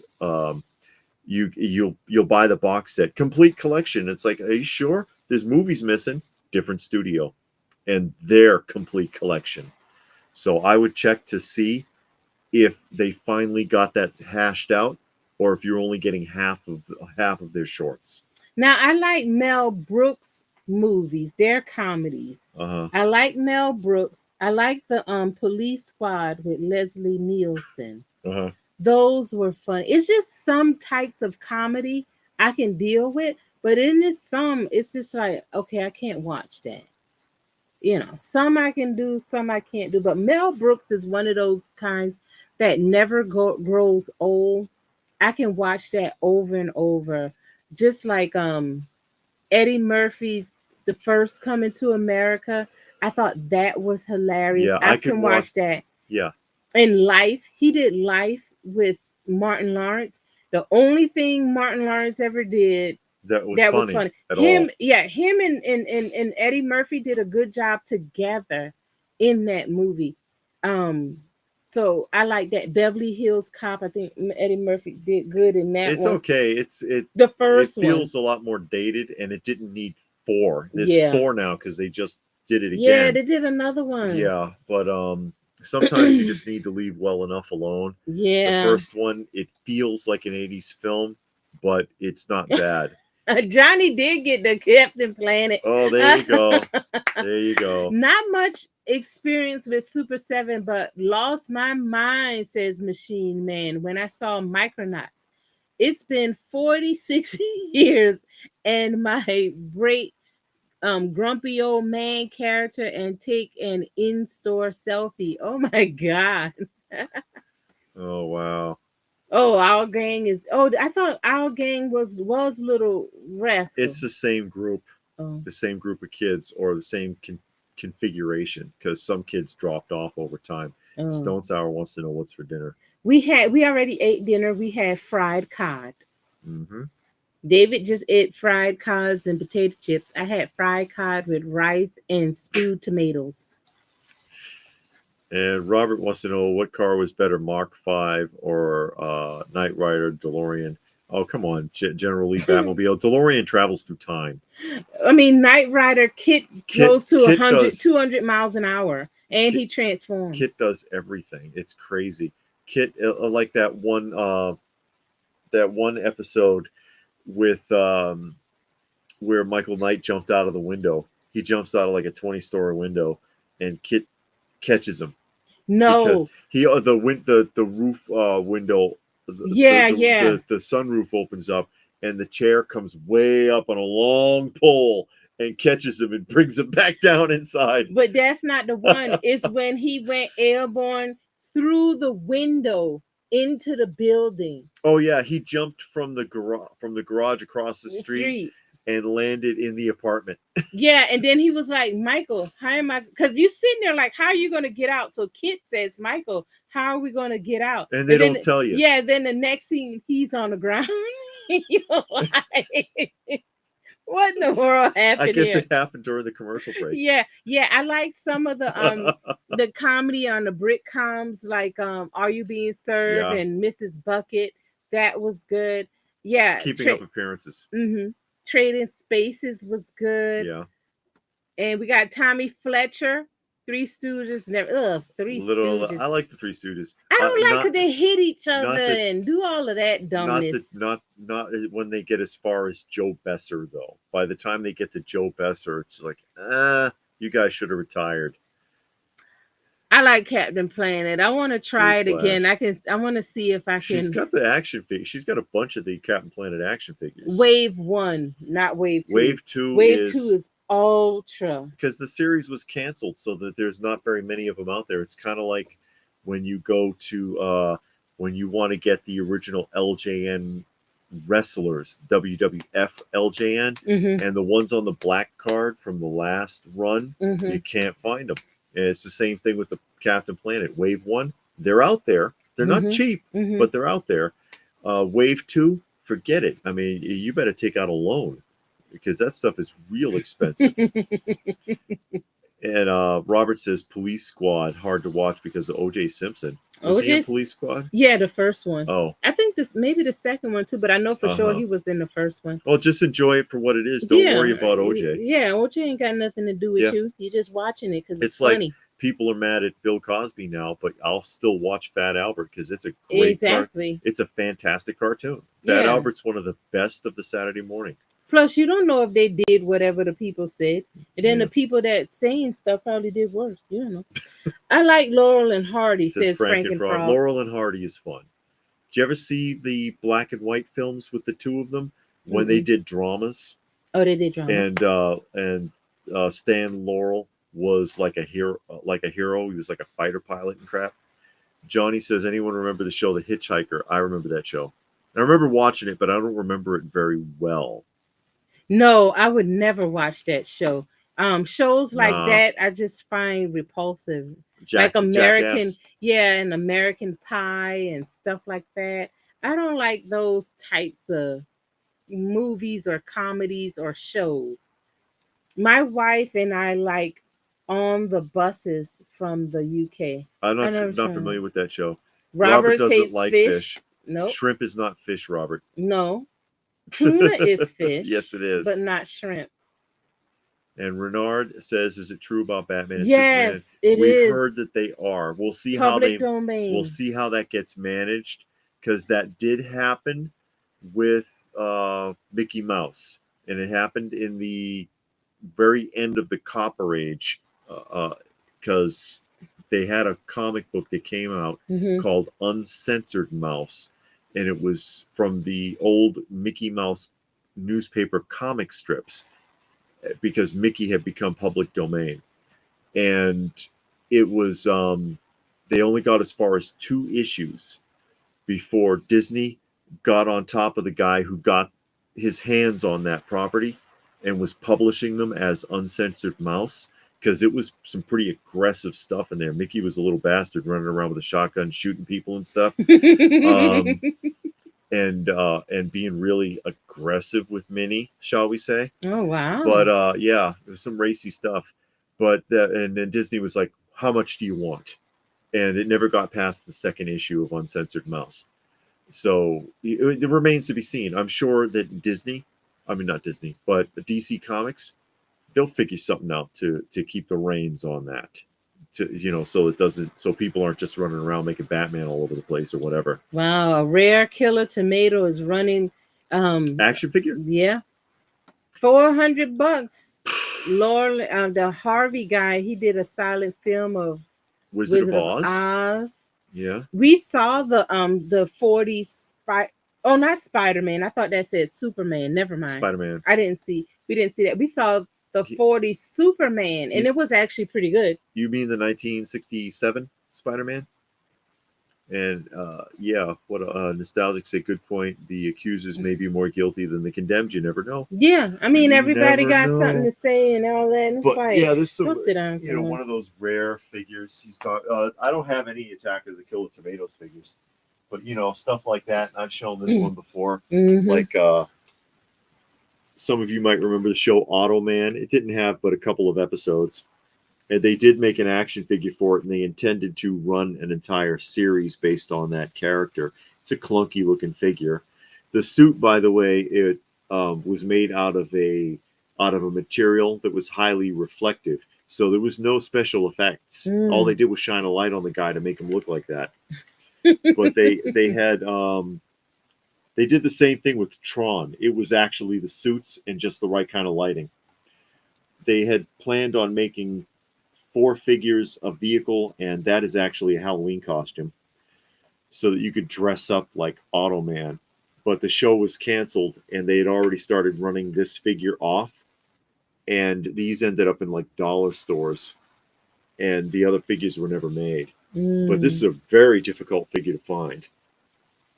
There's a new Mickey Mouse horror movie coming out called Steamboat. They never made a Starman figure, did they? I don't believe so. I used to watch that TV show called Starman, but I don't think, but it was a movie, and then it became a TV show, and we used to watch the TV show. It was all right, I thought. Yeah, I don't think they did. It's not as bad as it is today, where they make a figure for everything. Although they did sometimes do that in the 70s and 80s, like again, the big chap Alien from Kenner. I mean, that was a horror film. That the original one was a horror drama, like The Shining. It was and they had kids playing with it in the commercial. 18-inch Alien figure. I think I've got the commercial up on this channel in the archives. Oh yeah.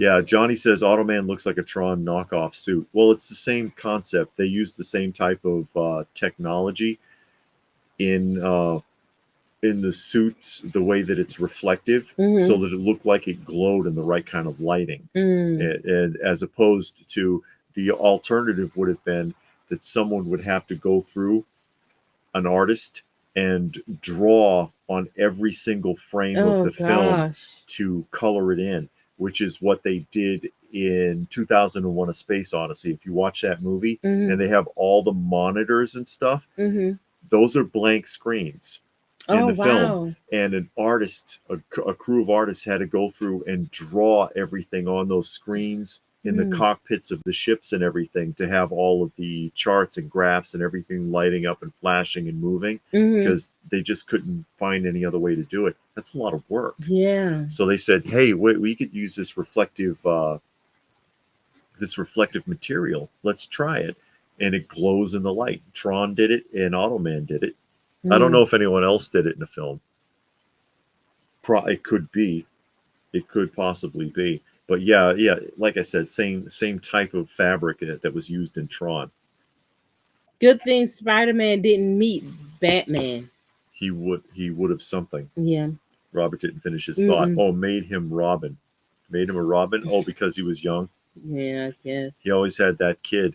They make fun of that, actually, even in the 66 Batman, because we've been watching it. And he's like, if you hurt a hair on that boy's head, or a kid, he's like, kill me if you must, but spare the boy. And then Ma Kettle calling him out, because we just saw the one with Ma Kettle. And she was like, what are you doing running around with that youngin' like that? Son, are you eating enough? That's a good question. What are you doing? Tommy says they tried the reflective material on the original lightsaber, but it didn't work well. So they went back to the rotoscope. Yeah, someone went in and they drew it in. Why did they didn't put a cone on top of a flashlight with a colored lens? Because they wanted it to make it look like real energy. not just not just a flashlight. So they had somebody go through and draw the line. They had like a thin, like a almost like a foil Yeah. sword, Mhm. you know, like the old rapiers, Mhm. and they just went in and drew that line on every scene. That's a lot of work to make it really pop like it was a light, because Mhm. they didn't want to have like a thick tube looking goofy like all the knockoff movies that Oh, copied Star Wars. And yeah. you look at their laser sword and you're like, wow, what a piece of shit. That's because Lucas invested a lot of effort into those films. I guess. I don't know. But it's always amazing when you see the behind the scenes of how things were Yeah, made and all of that. I don't like watching it now with all of the CGI because they're just sitting in chairs and there's nothing is nothing there. there. It's all green. Yeah, and that's annoying. But when you look at like the older stuff, like we watched the behind the scenes of them making Mystery Science 3000, and that was like, wow, all of the stuff they did, that itty bitty tiny room and the chairs, and then they made these little cutouts to look like the back of Yeah, the there's not seats. really theater seats. They're sitting on the floor in front of a piece of cardboard. You know, it's incredible the effort that they went through to create the illusion. But it seems like people did a lot of extra stuff to get their ideas out. And now with all of the technology, you would think, okay, yeah, we got this technology, we can do the same thing and make it look better, and it looks worse. Yeah.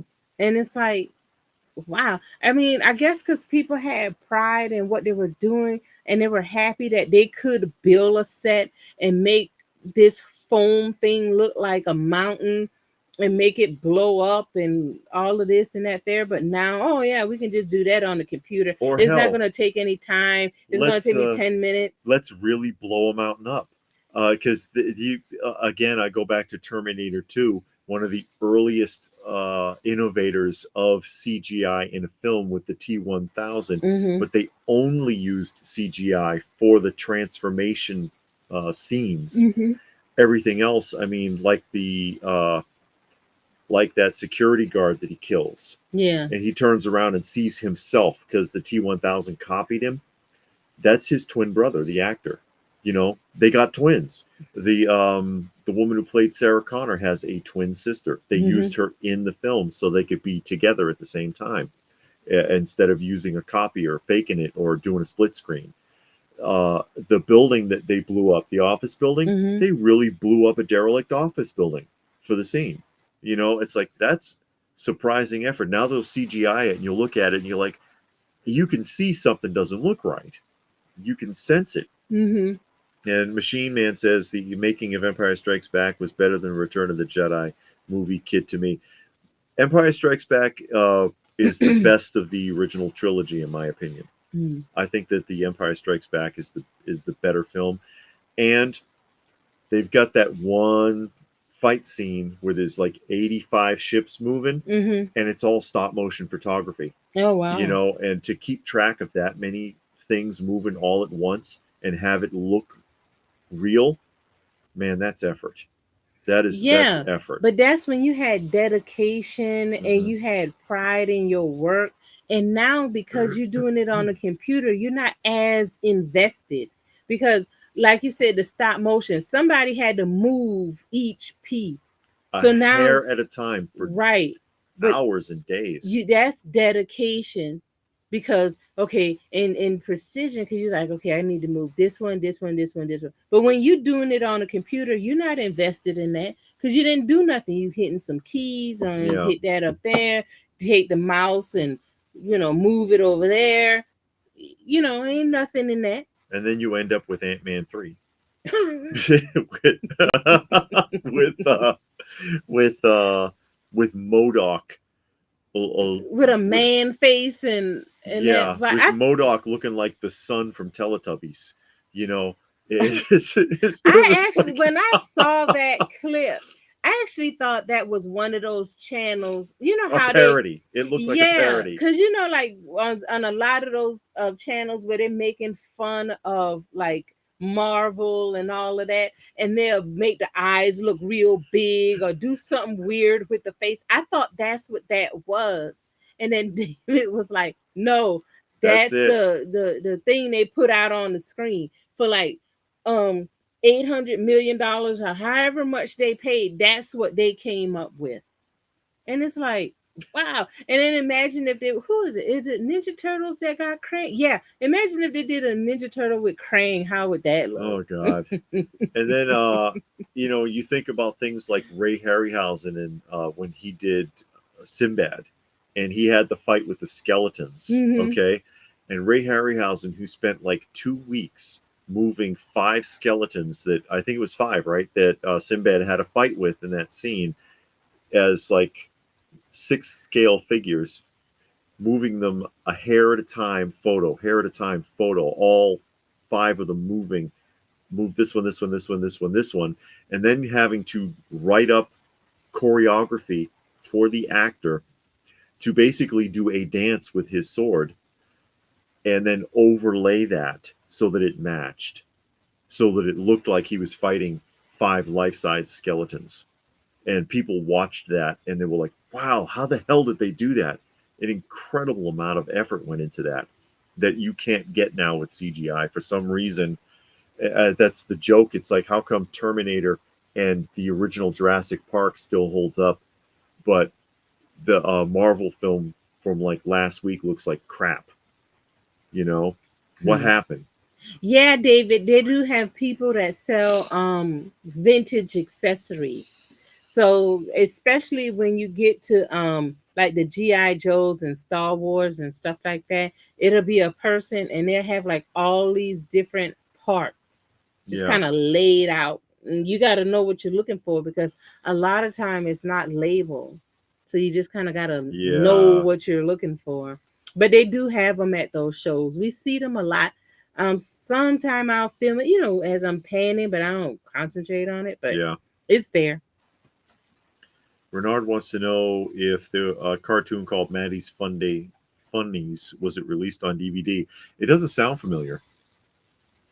And Gilgamesh said that's like how Romero would get amputees to play zombies. Now they just green screen off a leg or arm. Yeah, or like if you ever watched Silent Running and the 3 weird robots Mm-hmm. that have the 2 legs, Mm-hmm. they got amputees in there. The actors that were inside those robots had no legs, and that's how they fit in the costumes. Their arms were inside the leg uh, appendages for the robots, and they would walk on their hands because they wanted to. That's the best way they could think to make it work. Now they will just Mm. CGI 3 robots, and they'll look wonky. Yeah, look dumb. And Frankenfrog says practical effects, although they may seem cheesy, make your brain think more than CGI. CGI, your brain automatically reads that from a computer. Mm-hmm. Yeah, or watch RoboCop and look at the digital squibs, or not digital squibs, the practical squibs, Yeah. because the exploding blood packs and stuff that they did. There's a lot of work to get that right. Tommy just saw the Ant-Man movie today and it was terrible Terrible. every which way. It was And awful. the first one was at least funny. Yeah. They kept it kept getting worse, and then the way the daughter treated him, and Mm. it's like, dude saved the universe. It's because of him that Endgame happened. It's because of Ant Man coming back from the microverse and talking to Tony Stark and to Banner, that they figured out how to defeat Thanos in the first place. He saved the universe, Yeah. and you're going to treat him like crap. I can't stand the way that Marvel does that. Well, it ain't just Marvel. That's the way that they depict women in movies and TV shows Uh-huh. and in teenagers. That's why I don't like watching movie with kids in it because they're so disrespectful. Now, if it's just an all kids, like what was that one? Not Sandlot. What was the one where they found that dead body and they were walking for days? Stand by Me. Stand by Me. That was fine. It was all kids, but that's all it was. Yeah. They didn't really have any interaction with adults, but when you get kids and adults, the kids are always rude and disrespectful. And And somehow smarter. yeah, and it's like, mm-mm. That's what killed me. One of the things that really irritated me about Black Black Panther. Panther, yeah, is his little sister. So nobody in real life likes a smart mouthed, snarky little girl. Mm-hmm. Shut up. No one. It's not cute. It's. I don't know why Hollywood thinks that's cute. It's horrible. Mm-hmm. Or when they have a kid that has autism, Hmm. that one's annoying We too. used to work in mental health. Guess what? 99.998% of autistic kids, not geniuses. Mm-hmm. Okay, and then people get all of that from that one movie where Dustin Hoffman, Oh, Rain Rain Man, Man. Rain Man, and it was based off of a regular guy, of a real person, Mm-hmm. and that wasn't even what he could do. Mm-hmm. That's not even what his ability was. Yeah, they did a documentary Yeah, on him after the movie. and that guy, he had a photographic memory for reading. Mm-hmm. That's what, and they explain in the documentary, it's extremely rare. It's extremely rare, and that they talked about the Rain Man, and that people have this misconception now that they're all geniuses, and it's like, Yeah. no, it's extremely rare, and he's completely dysfunctional, worse so than even depicted in the film. Mm. You can't really even talk to the guy. Yeah. Stone Sour says the new Snow White movie already getting backlash for terrible CGI dwarfs.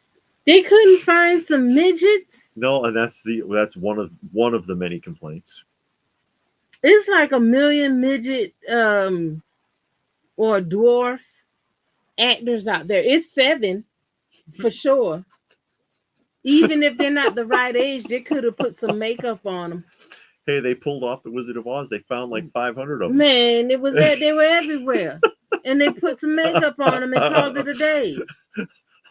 Good Lord, Oh my man, God. please. Oh my The things they do, God. and it's stuff like that. Or at Them, least make them look normal, like when they did it for Lord of the Rings, and they mm-hmm. did the halflings. They did the hobbits. They used they didn't even CGI the hobbits, by the way. That's why that looks right. Mm-hmm. Frodo and all of them, because they look like primordial dwarves. Mm-hmm. But they just they they overlaid the film. They filmed them separately and overlaid them, but shrunk it out so that they looked smaller. It's an old technique from like the 70s, and it worked. It worked really well in the original Lord of the Rings trilogy, but it doesn't look all wonky and fake. You could have shrunk 7 normal people and made them look like little people for the purpose of the film, and they'd at least look normal instead of looking like nightmares. Just because those dwarves are creepy in the new film.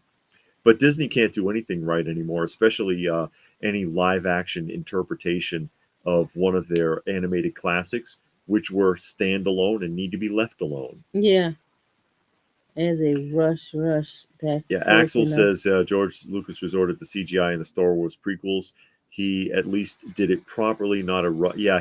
They took a long time with those. I'm not a fan of prequels because Yeah. it's like, okay, like with the Alien film Mhm. or the thing. Um, you made a film, and people pretty much got what's going on, but then you decide, oh, this is doing well, let's do something. Oh, let's make a prequel, explain how we got there. And to me, it kind of almost want to take away, because they did that with the thing.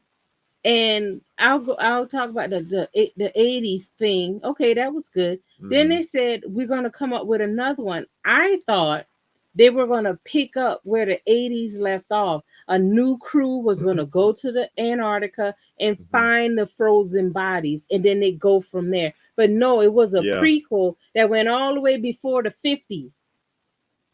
And it's like, you took away from, to me, because nothing that you talked about was going on. Yeah. I don't, and they did that with the alien one, like we was talking about the Prometheus. I really didn't know it was an alien prequel until really the end. You didn't really understand what was going on. until that it was an alien film Yeah. until the end where the alien egg hatched and then you saw the head part and you're like, oh man, that's the alien. Okay, we got to here. Was it needed? No. At least it wasn't bad, Yeah. but it still wasn't needed. We got it with Sigourney Weaver in the first one. Yeah. Well, how did she You get saw out there? I enough. don't know. You saw enough. Yeah. They picked up a signal. The ship stopped and thawed them out. Mhm. Before they got to their destination. They investigated it because that was the company's protocol, and they found something. Good enough. Frankenfrog suggests that prequels can ruin the mystique of characters. I think so. They do it in books too. A book series is really good. Oh well, let's cash this in some more. Oh, let's do a prequel.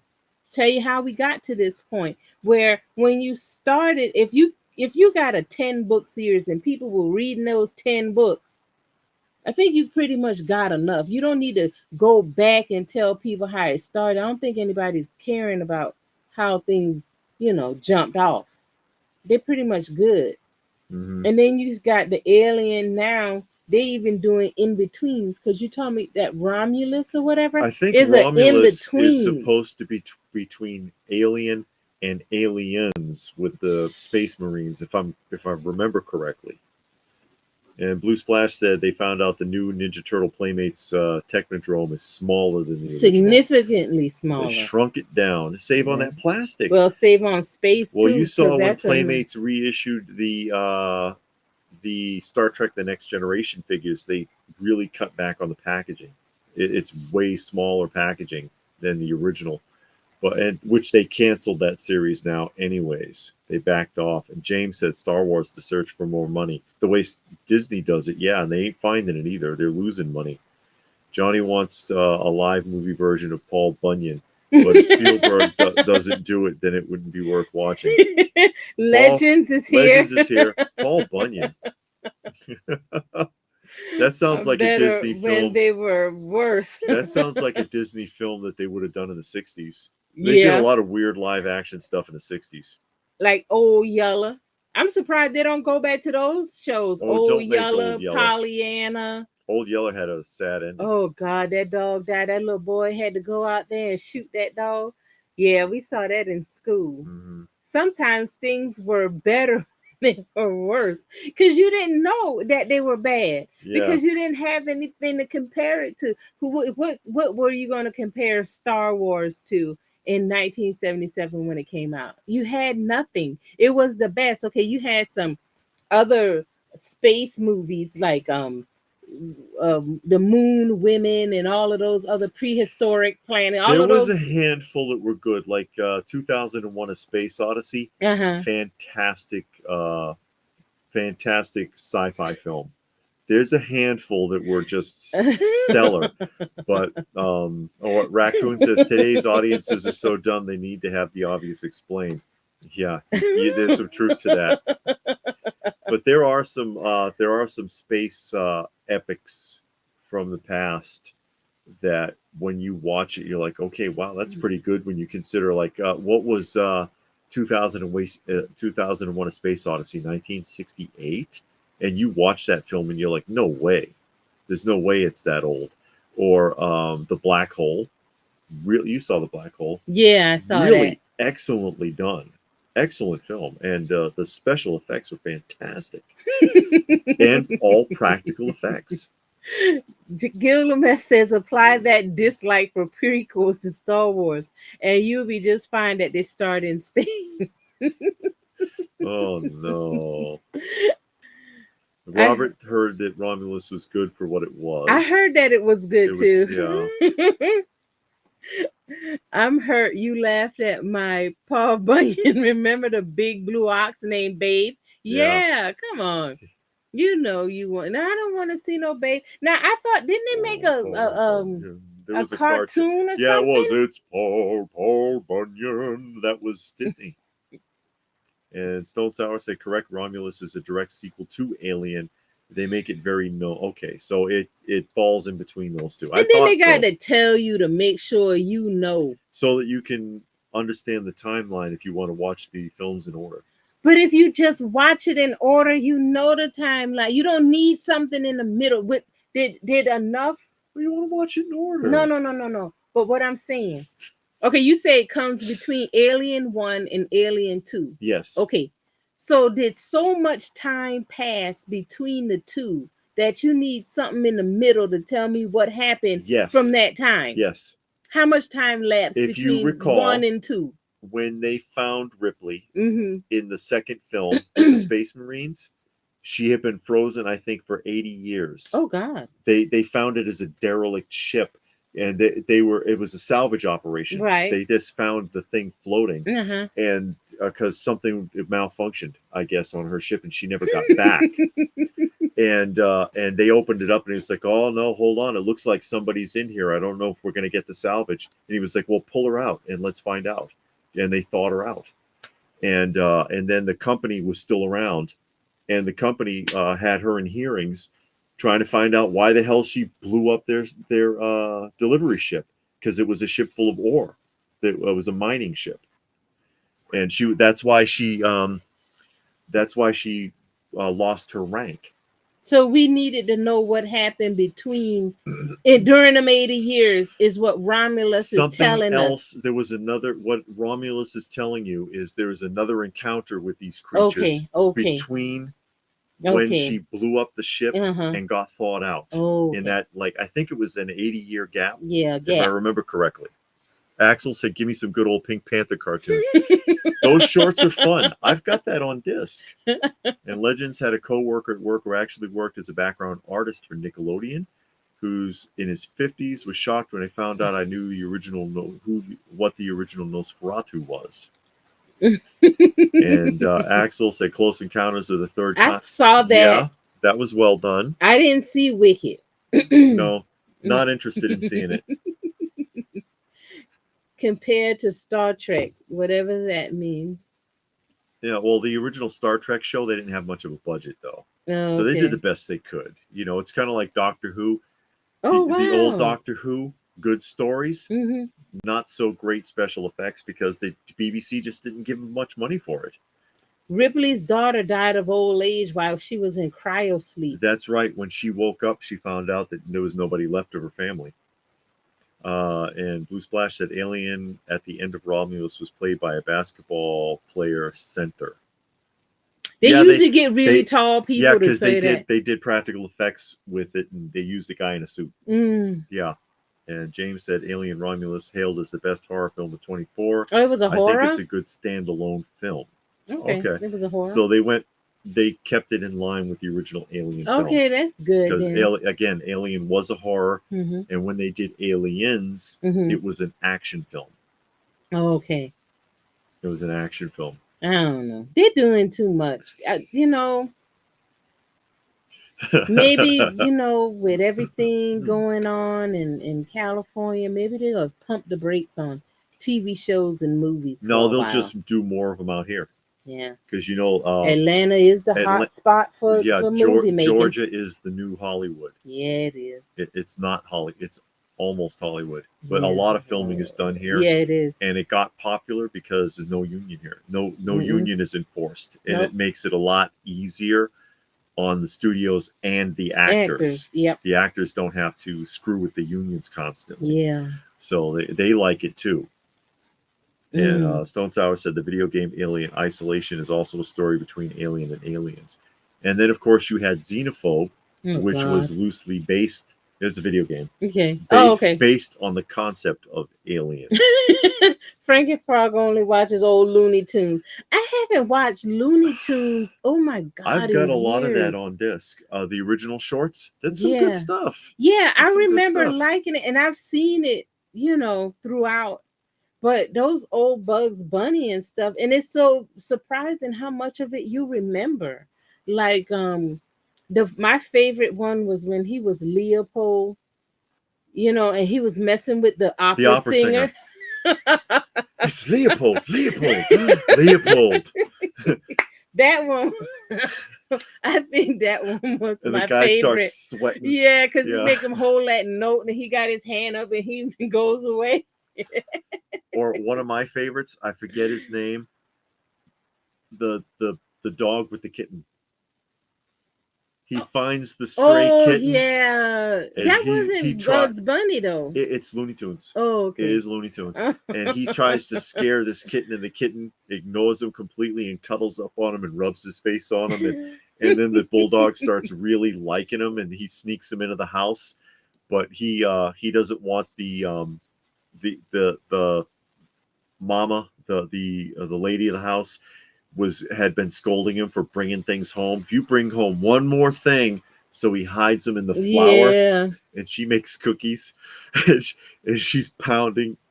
She's rolling out the dough and pounding it and all this stuff, and he's looking in the window and he's trembling and passing out. And that was hilarious. And then she Mm. makes the cookies and they're shaped like little kittens, and he has like a little doggy stroke.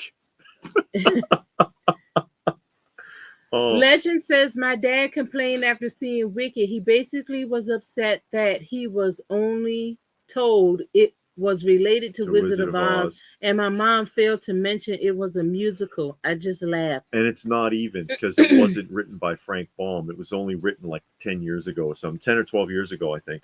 It's fairly new. And Oh. Baum, it's not an original Frank Baum story because he wrote like 43 volumes of Wizard of Oz, and then the publisher bought the rights and wrote like another 10 under his title. Golden Age. Oh, Golden they only Age had collection. 6 volumes. But they're big volumes. I've got them. Oh, okay. And Whoopi Goldberg is in it. Mark and oh yeah, that dog was Mark. That's it, Mark Anthony. And he that was Mark funny. Anthony. That's one of my favorites because it just his facial expressions and everything. But at the beginning of those DVDs, it's Whoopi Goldberg apologizing on behalf of I don't Looney like Whoopi Tunes Goldberg, and I don't if- know how she still got a for job, if and any- that's all I'm gonna say. for if anything is offensive. And it's like, it's an old cartoon. I don't care. But anyways, what I do care about is we got to sign off because we do have some things to do. So we're going to get cranking again. Tomorrow I should be able to get the tour of the Legends convention up. Mhm. So in case people want to see that, and again, you'll see our pickups, and we full schedule next week too, because there's shows for the next couple of weeks, and we might be able to hit a couple more and bring them to the show, bring them to the channel for you to check out. Thanks everybody. Well, thank you guys who made a donation for the cats. Yes, thank you so much. Making donations for our cat shelter fund. We appreciate it very much. Thank you for joining us this evening. Hope you had a good time. Yes. And we'll try to do